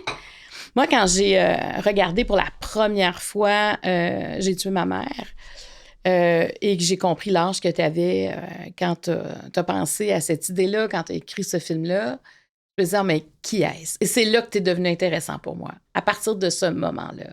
Après le premier visionnement, moi, je veux connaître ce gars-là. C'est qui? Non, mais c'est qui cette vieille âme-là? D'où il arrive? D'où il vient? De quelle planète? J'ai l'impression que, tu sais, je suis pas, moi, dans les vies, mais je me disais, on dirait que c'est pas sa première vie. Tu vois, j'ai pensé ça de toi. Parce que je me disais, il y a une force dans le contenu, dans la compréhension, dans l'angle, dans le regard que j'ai ressenti tout au long de ce film-là. Je dis ça, je savais que ça venait de toi, mais je me disais, mais à quel moment il peut être un enfant puis écrire ça aussi jeune? Là, ma question. Ben, repose-la moi, donc. As-tu déjà été un enfant? Pas longtemps. Pas longtemps. C'est entre l'âge de 1 et 4, 5. Puis après, ça a été un mélange de toutes sortes d'époques, de toutes sortes de milieux, d'environnements. Mais je pense qu'on est sorti du territoire de l'enfance. Par là, j'entends l'enfance, ce que ça devrait être. Un environnement protégé, un environnement sain, un environnement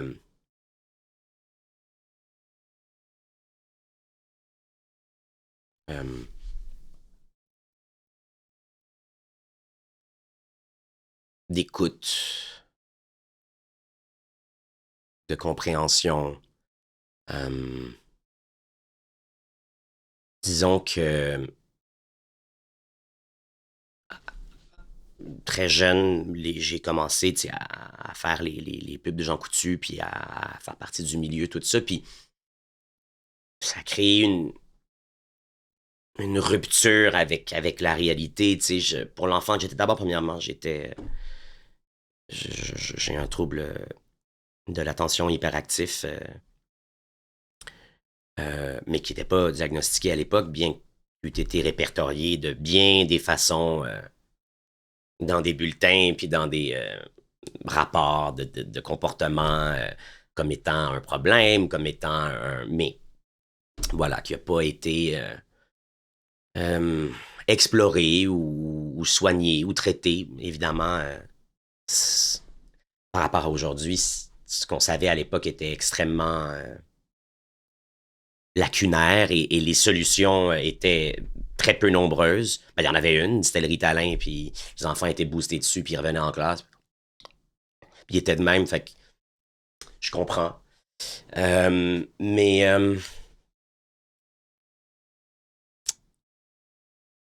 à partir du moment où les publicités ont commencé, puis où j'ai découvert cet univers-là adulte, turbulent, rapide, toujours en mouvement, dans cette dynamique-là de création, les caméras, les techniciens, tout ça, évidemment, entremêlé avec la découverte, tu sais, de ma sexualité, de mon identité.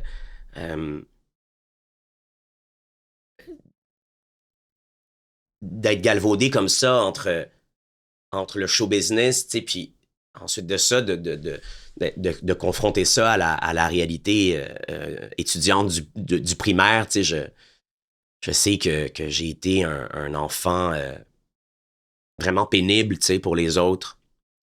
Je me battais énormément. Je prenais énormément de place. Ma mère m'avait indiqué, tu sais, de ne jamais parler de mes pubs, tu sais. C'était sacro-saint, il fallait absolument ne jamais en parler, être le plus humble possible. Mais tu sais, une telle prescription à un enfant, ben, moi, je peux te dire, bois pas, fume pas, puis prends pas de drogue. Qu'est-ce que tu as envie de faire? Le contraire. Exactement. Fait que c'est correct, tu sais, c'était évidemment l'idée de pas se péter les bretelles pour pas se faire haïr, pour pas que, parce qu'on haït donc ça, le monde qui se pète les bretelles, tout ça, mais puis moi, longtemps, tu sais, j'étais persuadé de ne jamais en parler. On m'en parlait tout le temps. Les parents, tu sais, des élèves venaient m'en parler, les élèves m'en parlaient, mais tu sais, tout ce que ça a créé comme dynamique assez tordue, puis comme, Est-ce que ça t'a séparé des autres? d'une certaine manière, T'avais tu un sais, statut différent? je pense que j'étais aussi carrément étrange, tu sais. J'avais un rapport très étrange à l'autorité. Je bossais les plus jeunes. J'étais violent verbalement et physiquement. Tu sais, puis... Étais-tu violent dans ta maison aussi? Ben oui, ben oui, j'étais un enfant colérique, j'étais un enfant, je le suis encore. Euh, oui, oui. J'étais tout à fait. Après, c'est les instincts qui se manifestaient en société aussi qui étaient étranges. Un drôle de rapport, de dynamique que j'avais observé, soit sur des plateaux de tournage ou soit,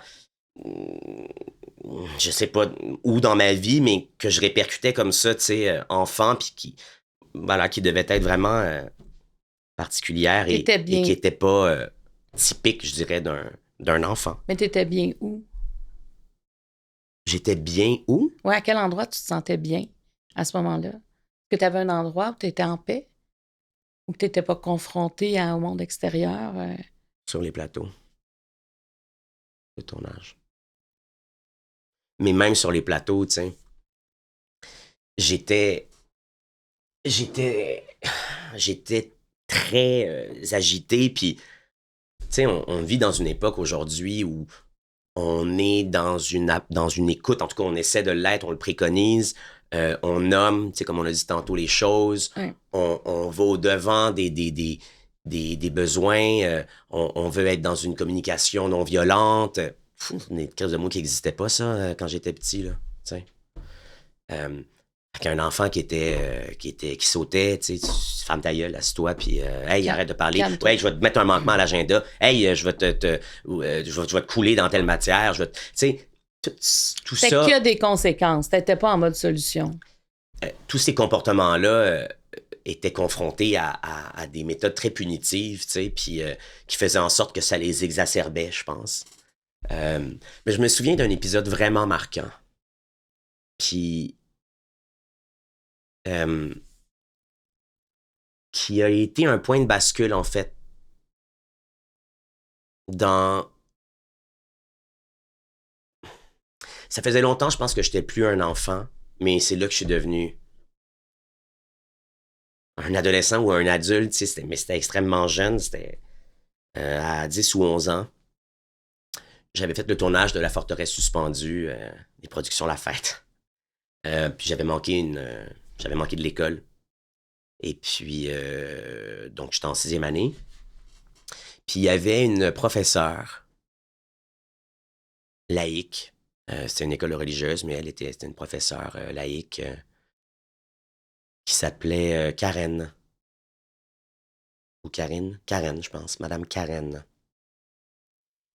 Puis elle avait mis sur pied un conseil de classe où on s'était complimenté ou critiqué, là, tu sais.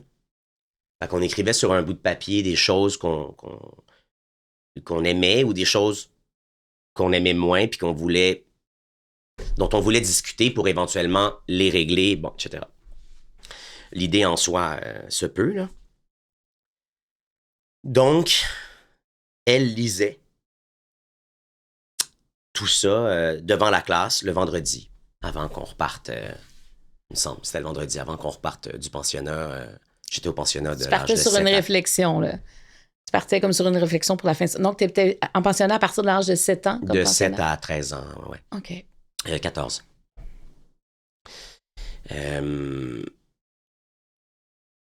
Fait que... non, de 8 à 14, en tout cas. Donc, elle pigeait donc dans un chapeau, littéralement, tu sais, des trucs qui avaient été soumis par d'autres étudiants, écrits par d'autres étudiants et étudiantes. Puis, elle dit alors, ben, c'est Stéphanie. Donc, elle nommait la personne qui avait écrit le mot. C'était pas anonyme. Elle disait, bon, alors Stéphanie, aujourd'hui, veut nous dire que... c'était ça son nom, c'était Stéphanie, la jeune élève. Sa note, c'était que, ben moi, aujourd'hui, je voudrais me plaindre du comportement de Xavier. Il lève jamais la main pour parler, il demande jamais la permission pour aller à l'ordinateur, il se vante constamment, il parle constamment de ses pubs, des traitements de faveur, blablabla, gna, gna, tout ça. Tu sais, c'était assez dense comme critique. Puis je me souviens, mon cœur battait très, très vite. Puis, donc, l'idée, le choix de cette enseignante-là, suite à la lecture de ce mot-là, c'était de procéder à un vote. À main levée, là? Ouais. Ouais. Donc, qui était d'accord, puis qui ne l'était pas. Et, ben, moi, j'étais assis au milieu de la classe, puis donc toutes les mains s'étaient levées devant moi. Puis je m'étais retourné, puis toutes les mains étaient levées derrière moi, incluant celles de mes meilleurs amis, tu sais. Puis, à ce moment-là, je me souviens m'être dit,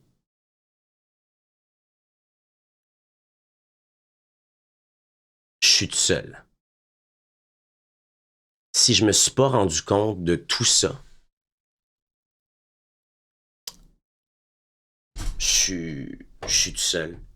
Je suis mon propre.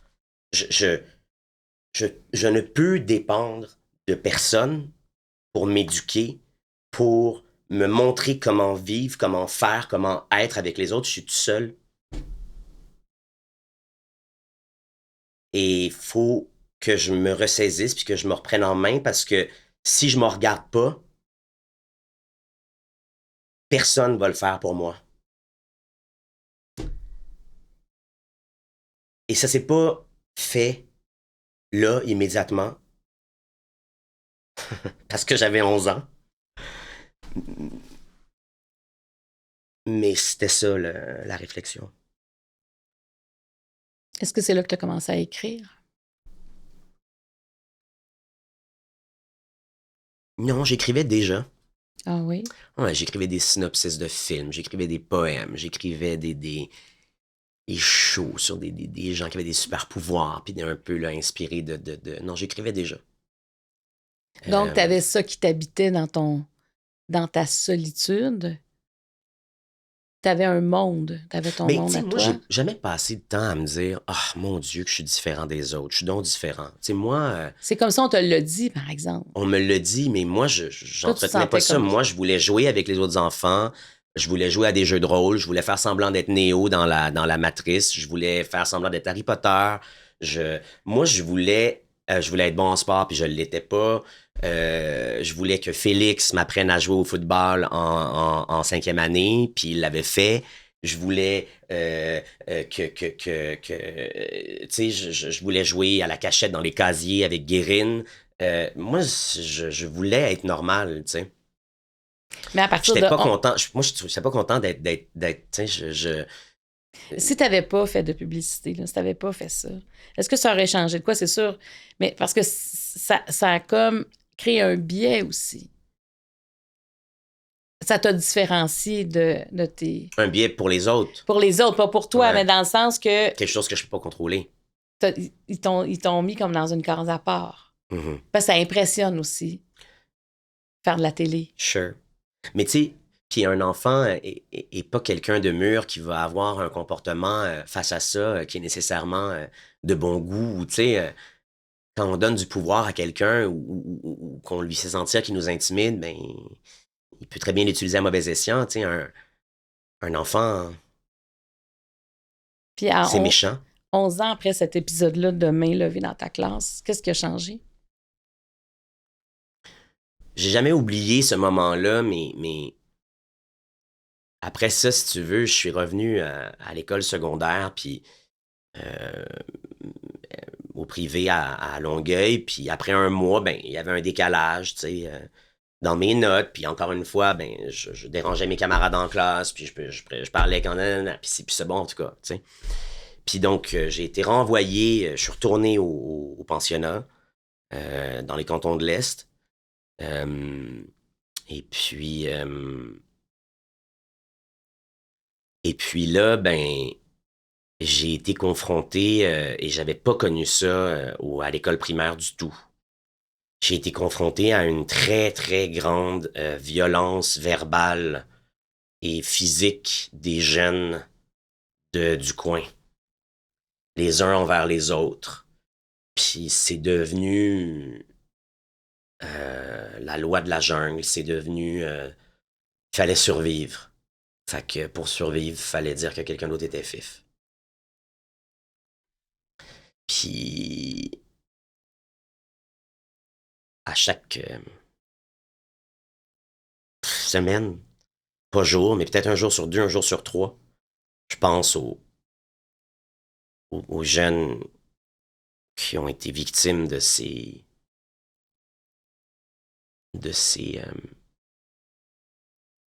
railleries-là, puis euh, on l'était tous, là, on se faisait tous boulier, mais moi, je te dirais pas que j'étais boulié, là, tu sais. Je l'ai été, mais je me suis rangé, tu sais, du côté... En fait, je pense que cette espèce d'aspect-là surperformant dans ma tête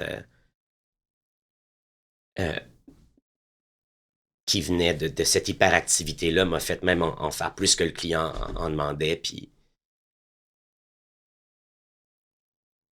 après ça, j'ai voulu quitter cette école-là parce que je voulais revenir à la maison absolument parce que je me reconnaissais plus dans cette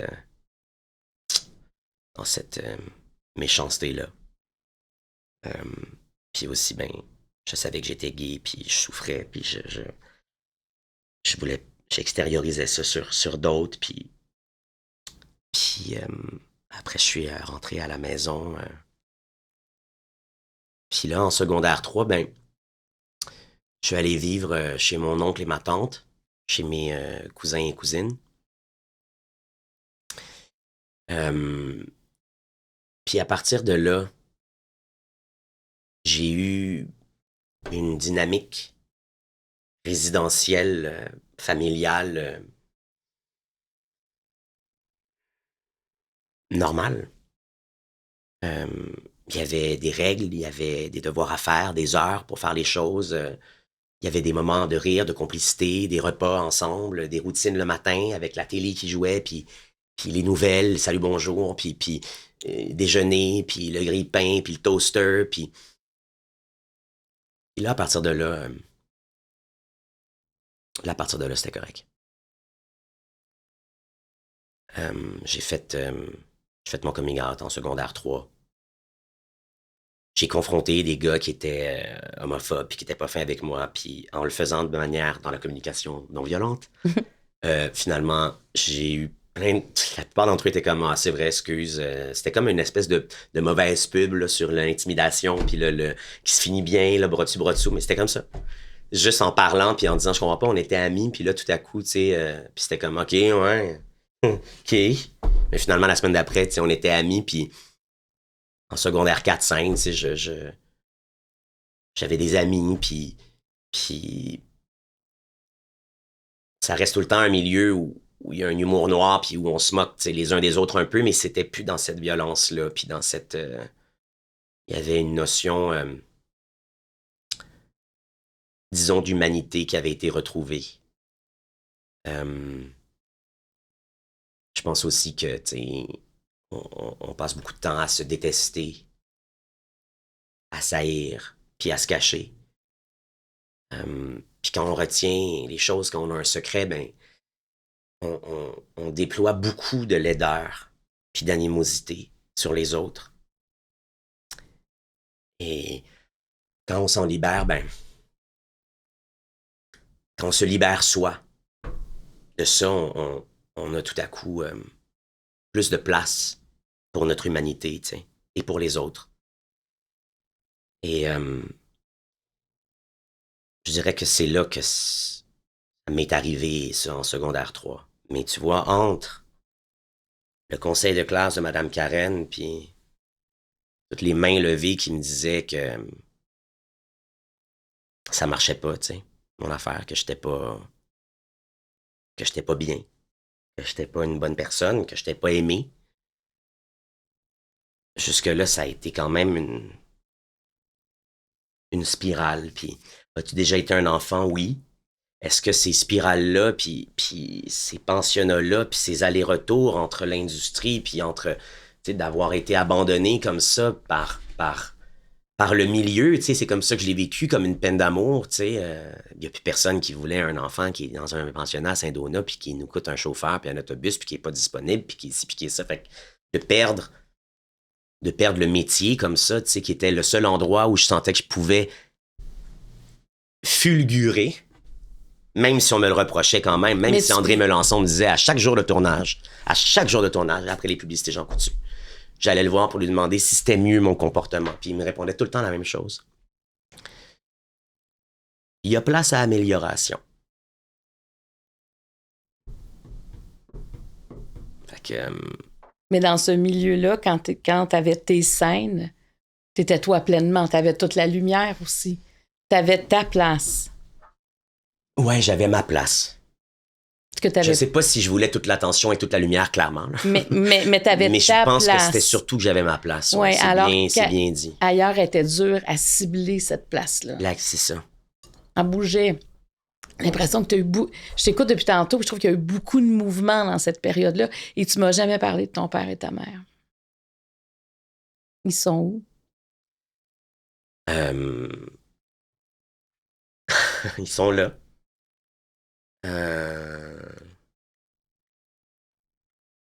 Ils sont tu veux dire pendant dans ta vie, ils prennent quelle place? Aujourd'hui ou à l'époque? À l'époque.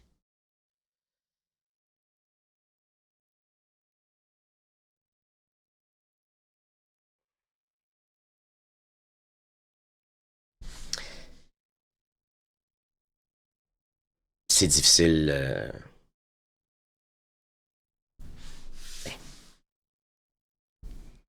C'est souvent là qu'elle arrive, cette carte-là. Ben, tu sais... Mais tu n'es pas obligé de répondre, là. Tu m'as donné... Non, je ne vais pas répondre, mais je vais te dire... je pense que dans le travail que j'essaie de faire depuis les dernières années, dans l'idée de nommer, puis de choisir ses combats, de choisir ce qu'on peut... d'identifier ce qu'on peut contrôler, ce qu'on peut pas contrôler, il y a une chose qui a été constante dans ma vie, puis que j'ai tout le temps tenté de cultiver, puis qui m'a été vraiment utile pour apprendre à me pardonner, moi, envers moi aussi, mes torts, ou à demander pardon aux autres, et qui a toujours été au cœur de mon écriture, puis c'est l'empathie. Sans empathie, on est perdu, on est personne. Pour écrire des personnages, pour écrire des histoires, on peut pas juste avoir de l'empathie pour un personnage, puis pas en avoir pour un autre. Il faut qu'on défende tout le monde, il faut qu'on soit prêt à aller au front pour chacun des personnages. Puis il faut apprendre à le faire aussi pour les personnes dans la vie. Parce que on vit pas dans un film, on vit la vie, où chacun de nos mots a un impact, chacun de nos gestes a une postérité. Et j'ai beaucoup de défauts, j'ai beaucoup de lacunes, mais j'ai de l'empathie. Et cette empathie-là me fait décider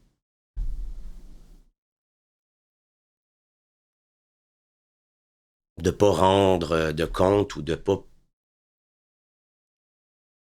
dérouler sur ce qui est la parentalité, puis sur ce qui est mon rapport à mes parents à cette époque-là, parce que je pense que de toute façon, le Joker est Ouais, éloquent, mais parce ouais. que je vais faire ça quand le moment sera choisi un jour. Euh, Tu sais, je l'ai déjà fait en public dans un film. Et dans certains autres après, si on veut d'une certaine manière. Donc, je pense que c'est suffisant. Très bien répondu. C'est ton histoire. Hmm? C'est ton histoire, ça t'appartient. Ben, c'est mon histoire, mais c'est l'histoire de mes parents aussi, tu Oui, sais. oui. Dernièrement, il y a quelqu'un qui, tu sais, on parlait de trauma.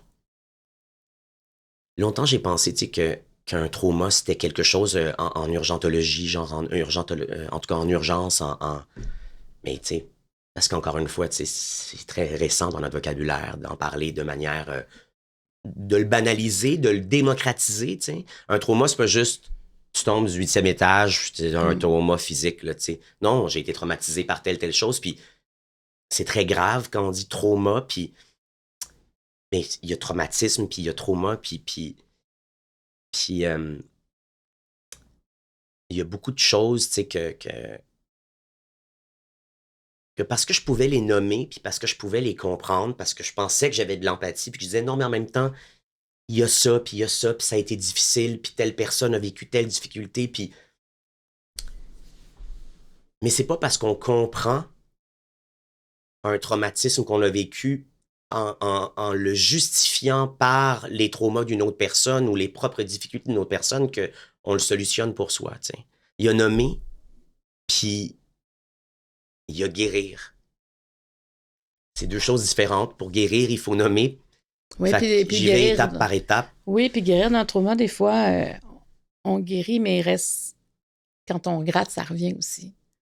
Et Il faut il y a apprendre des à vivre. traumatismes qui viennent dans la vie adulte chatouiller Mhm. ceux de l'enfance. Fait que, Ouais. Mais l'enfance, c'est quand même le pilier de qui on est.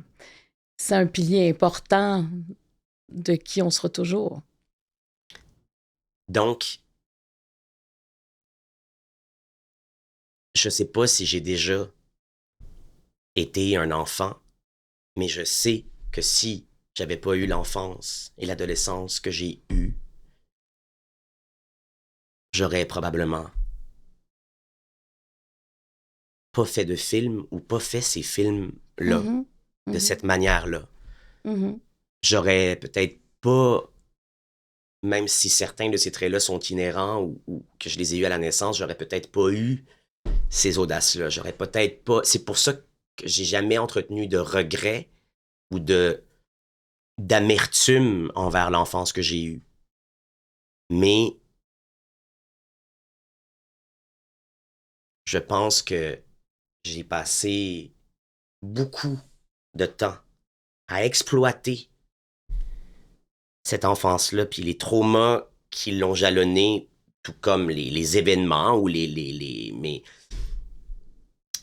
divorces, les déménagements, les, les pensionnats, les ci, les ça, les tournages, les peines d'amour, les rejets, le coming out. J'ai passé beaucoup de temps à tirer de ces choses-là leur jus, puis leur essence, puis leur sève pour pouvoir en faire des films et pas pour pouvoir comprendre, c'est comment ils m'ont, ces traumas-là, abîmés. Fait que c'est ça que j'ai fait dans les dernières années. Niveau rouge. Calice. Tu Ça, m'en donnes. On répond à une seule question du niveau rouge. Tu m'en donnes 3.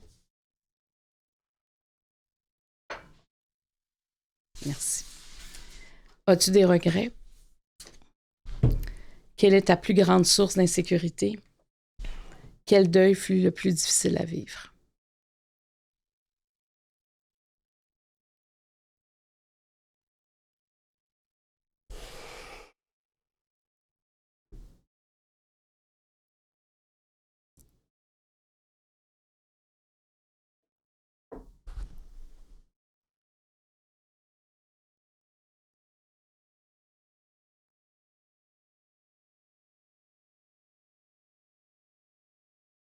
Est-ce que tu voudrais aller voir l'autre?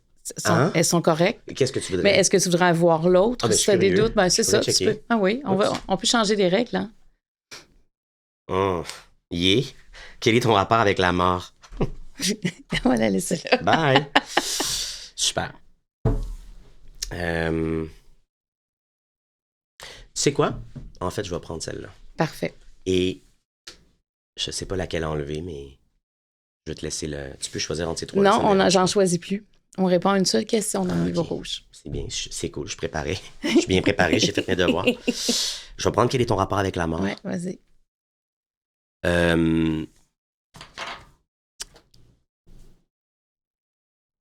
J'ai toujours l'impression depuis le début disons que je fais des films, depuis le début de ma carrière, que je vais manquer de temps, tu sais. Que j'aurai pas assez de temps pour dire tout ce que j'ai à dire, pour faire tout ce que je veux faire, pour parler de qui et de quoi je veux parler. J'ai tout le temps l'impression qu'il y a une course contre la montre, une course contre la mort. Puis, en plus, c'est quand même alimenté, tu sais, par le monde dans lequel on vit, qui est en course lui aussi, contre la planète, contre les guerres, contre la montée de l'extrême droite, contre la fissure sociale, la brèche sociale, cette division-là qui ne fait qu'augmenter puis être alimenté par les détestateurs, les vautours des plateformes qui veulent nourrir cette bête-là de Ouais. haine et qui profitent évidemment financièrement et de toutes sortes de manières de cette haine-là et de ce gouffre-là, tu sais. Donc, on est dans une course à deux vitesses, tu sais. La mienne contre ma mort, puis la mienne contre la mort de la société, puis je sais, cette phrase-là va se heurter au scepticisme de gens qui... c'est correct, s'il fait plus chaud l'été, on est bien quand il fait... Tu sais, moi, c'est sûr que j'ai une approche beaucoup plus fataliste là, par rapport à l'écologie, puis à notre consommation. Mais est-ce puis, que tu as peur de ta propre mort?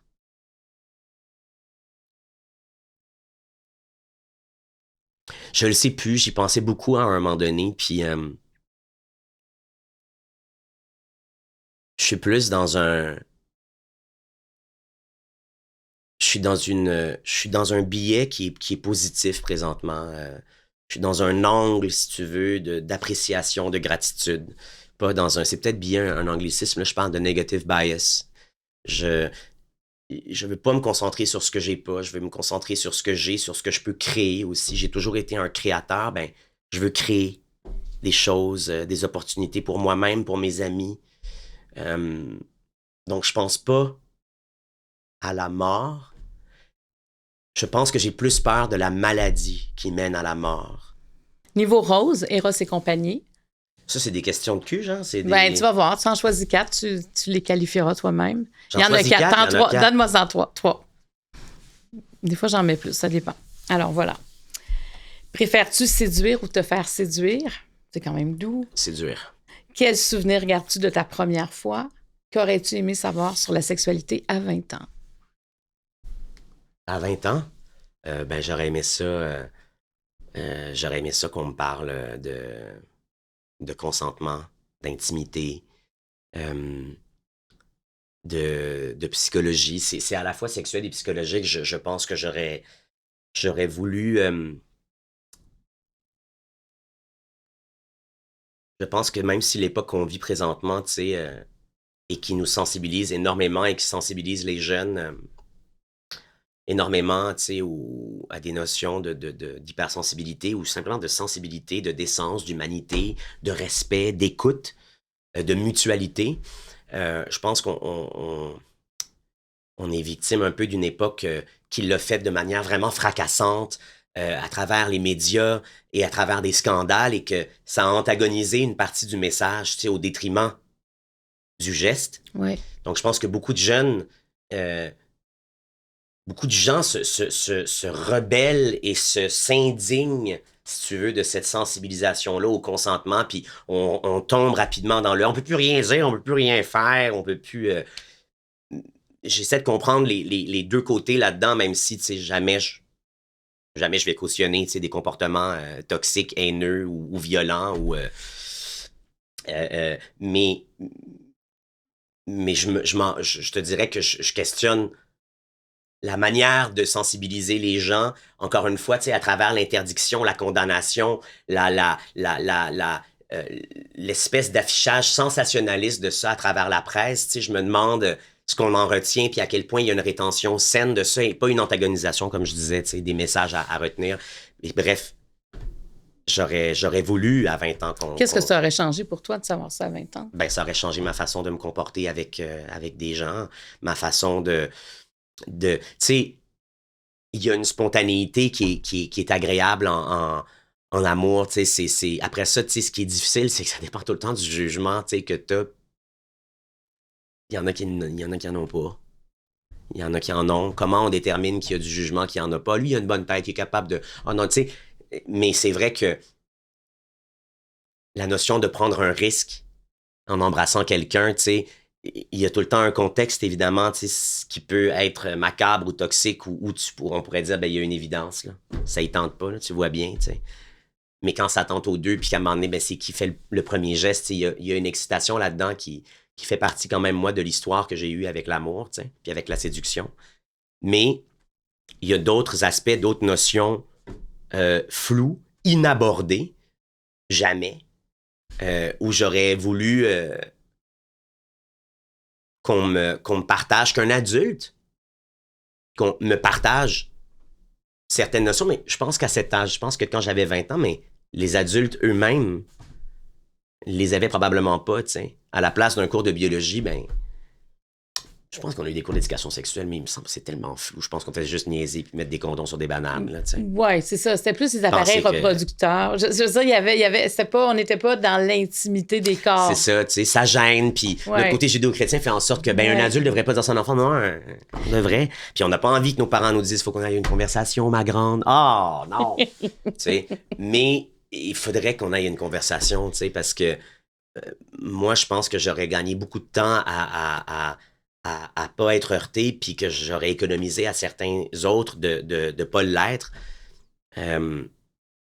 en comprenant, tu sais, certaines évidences qui, quand tu les as jamais vécues, tu peux pas te dire « Ah ouais, OK, ça, c'était pas... Tu sais, là, évidemment, c'est ça qui est compliqué avec cette conversation-là, c'est que j'ai pas envie que les gens la réquisitionnent puis se l'approprient comme étant, tu sais, une banalisation, tu sais, des comportements problématiques. Je parle juste de cette zone grise où il y a une spontanéité ou une permissivité qui relève pas d'évidence. Puis de read the room, là, où tu te dis, ah, tiens, c'est ça. Moi, j'ai souvent fait ça, justement, quand j'étais plus jeune, ou j'ai jamais pensé que c'était un problème, mais c'est ça. Parce que moi, j'allais dire un truc super vulgaire. Un exemple, mais on va laisser faire. Mais, et tu préfères séduire? C'est la première chose que tu as répondu. Oui. T'aimes ça, séduire? Ouais. Tu fais ça souvent, séduire? Ouais. Ouais. Qu'est-ce que ça t'apporte, la séduction? Pourquoi t'aimes ça être dans cette zone-là? Ben, c'est le fun d'avoir cette validation-là. Tu sais, je séduis pas pour séduire. Non, ça, je comprends. Mais quand ça se présente, t'es pas en qu'une hésitation. personne réagit à ton charme ou à ton... c'est une validation plaisante. Mais tu sais, c'est ça. Je séduis pas pour... Je donne pas suite, là, tu sais. Ça veut pas dire que t'es un séducteur, mais je suis pas une agace clito, là. Je suis pas une agace pissette, tu sais. C'est ça, t'aimes séduire. Une agace pissette. Ouais, mais il y en a qui aiment pas ça, qui sont pas bien dans cette zone-là. Qui aiment pas se faire séduire? Non, séduire, qui ont pas le... Des fois, il y en a qui vont dire, j'ai pas, tu sais, comme l'audace d'aller séduire. Ben, ça dépend, tu sais, je peux être aussi ultra intimidé, puis tu sais, trouver ma place en public dans un tu sais, si on est amis puis que tu me dis, hey, viens, tu sais, il y a un souper avec 8 personnes, je vais faire, oh mon Dieu, que tu me connais pas bien. Tu sais, je vais avoir peur. Je vais avoir peur du monde, je vais être gêné au début, Et puis si on est 250? Mieux. Bon, on OK. ne sera pas les 250 à se parler. Là. Non, mais à 8, t'as peur d'avoir trop d'attention sur Trop toi? oui, ou alors d'être gêné, d'être trop que tu sais c'est compliqué l'intimité sociale, tu sais c'est les bulles, la socialisation, tu sais je Mais pense tu séduis quand? Admettons, quelqu'un te plaît. ben quand je trouve quelqu'un de beau, charmant ou intelligent puis sexy puis que j'ai envie de coucher avec. J'aime ta figure. Quand d'autres c'est ça que je te dis, je séduis pas quand j'ai pas un... Non. C'est ça, là, tu sais, le bisounage, là, puis le minaudage qui mène à rien, ça, c'est bien fatigant. C'est ça, toi, t'es plus... t'es direct, là. Là, faut que vous arrêtiez ça tout de suite. Tu sais, si ça sert à rien, ben ça sert à rien, on le fait pas, tu sais. Là, c'est ça, le guidounage. Faut là, ouvrir son jeu avec toi. Moi, je voudrais... ouais, c'est ça, tu me le redire. Alors, question Opto-Réseau, la dernière question. Qu'est-ce qu'il y a sur ta bucket list? Une question très simple, la dernière.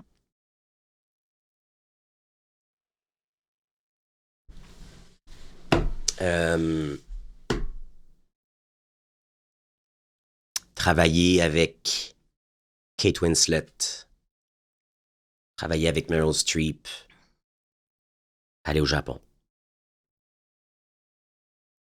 Est-ce que tu as déjà approché ces deux actrices-là? Mhm. Est-ce que tu les as déjà rencontrées? Mhm. Et c'est quoi la suite? Je sais pas.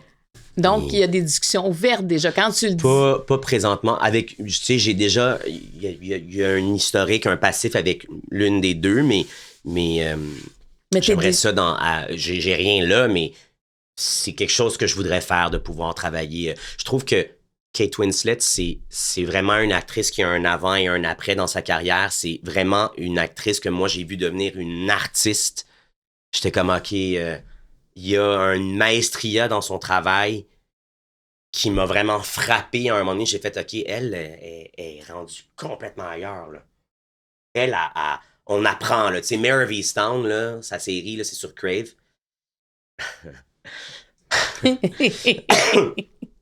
C'est une masterclass de jeu. Tu sais, pour un acteur, c'est comme, OK, ouais, c'est ça. Tu vois? C'est que pour un réalisateur... Pour un réalisateur aussi. De la diriger. Oui, ben, oui, mais ce que je veux dire, c'est surtout, c'est ça, c'est que le style, l'élégance, la retenue, l'incarnation, ça te fait réaliser la droiture du jeu, la droiture de son jeu. Tu sais, tu dis la... Elle attire pas la... Tu sais, elle a un moment dans Mare of Easttown où à un moment donné, elle parle à une psychologue ou une intervenante sociale, je me souviens pas du suicide de son fils, tu sais. Mais tu sais, cette scène-là, c'est le moment, hein, tu lis ça, puis en tant qu'acteur, tu fais, je vais plonger, c'est ta scène, tu sais. Mais son détachement, puis sa retenue, puis elle, c'était comme si son but, c'était de pas la jouer, cette scène-là. De pas avoir la gratification de ce moment-là, de pas faire de braillage à n'en plus finir, de brailler, de peser sur le piton, de brailler, d'avoir les yeux larmoyants, puis on se retient dans la vie, on retient nos... Puis c'est dur même de jouer la retenue parce que ça devient quelque chose qu'on joue, tu sais. Fait que c'est se retenir, pas de jouer la retenue. Fait que sa justesse. Et sa précision, c'est juste que j'ai beaucoup d'admiration pour elle. Et Meryl Streep, ben, ça fait des... Ben, Meryl Streep, c'est Meryl Streep, là. C'est bien... Et là, Japon. T'es pas encore allé au Japon. Non. Donc ça c'est réalisable. Mais j'aimerais aller en Asie à plein de ouais. Je veux dire, ça se limite pas au Japon. T'as une belle bucket list. Puis c'est le fun. Moi, ce que j'aime... T'aurais-tu voulu que je te nomme quelque chose d'un petit peu plus accessible, comme aller bruncher au manoir Willie Campbell? Ce que j'aime, il n'existe plus, fait que ça ne marchera pas. Il faudrait que tu joues dans Les Traîtres, parce que c'est tourné là. Mais c'est que... tu sais, ce que j'aime de ce que tu as dit, c'est que tu as déjà fait des pas vers elle. C'est pas lancé dans l'univers, puis un jour... moi, j'aime ce côté-là de toi... où tu lances pas les choses dans l'univers. Ben, tu fais face aux choses. Oui, mais je les lance aussi, j'apprécie beaucoup à quel point l'univers présentement, maintenant que j'ai pris j'ai commencé à prendre soin de moi, puis à creuser pour comprendre, pour aller au bout de certains problèmes, pour faire face, j'aime la façon dont l'univers me renvoie OK. certaines choses, puis les place, les positionne comme de façon magique et mystique. J'apprécie la synchronicité entre la gratitude que je ressens, puis les efforts que je fais pour travailler sur moi, puis la passion que je ressens dans mon travail, puis la passion que je mets dans l'application de ma routine, justement, tu sais. J'apprécie la synchronicité entre ces choses-là, puis entre la façon qu'a l'univers de me répondre. Et je crois beaucoup en l'univers, mais je crois pas qu'on s'assoit, puis qu'on attend que le train passe. Je crois que on envoie, on fait, on travaille,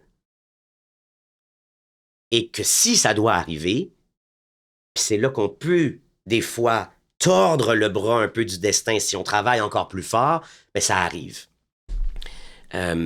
Mais je crois à l'alignement, tu sais, des étoiles, puis à l'univers, puis surtout à l'univers qui nous répond. C'est une réponse. C'est pas un événement. Ça n'arrive pas, ça se répond.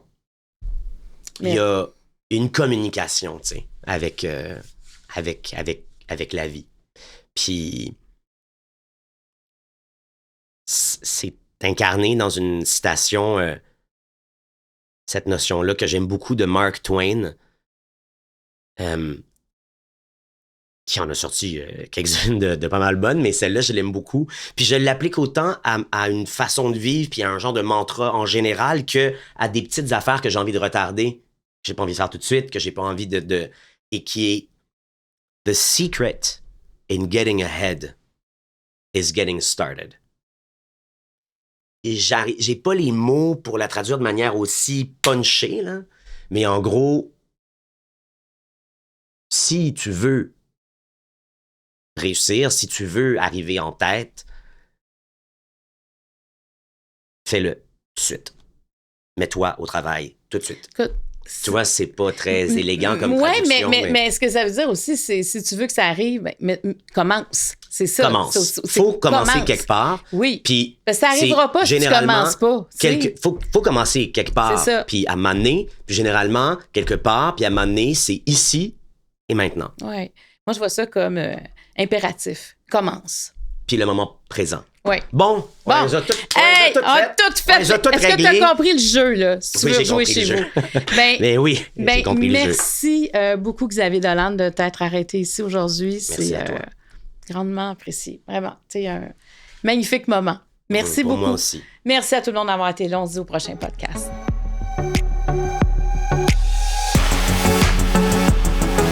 Cet épisode était présenté par Karine Jonca, la référence en matière de soins pour la peau au Québec, et par le Marie Club, qui est un espace consacré au mieux-être.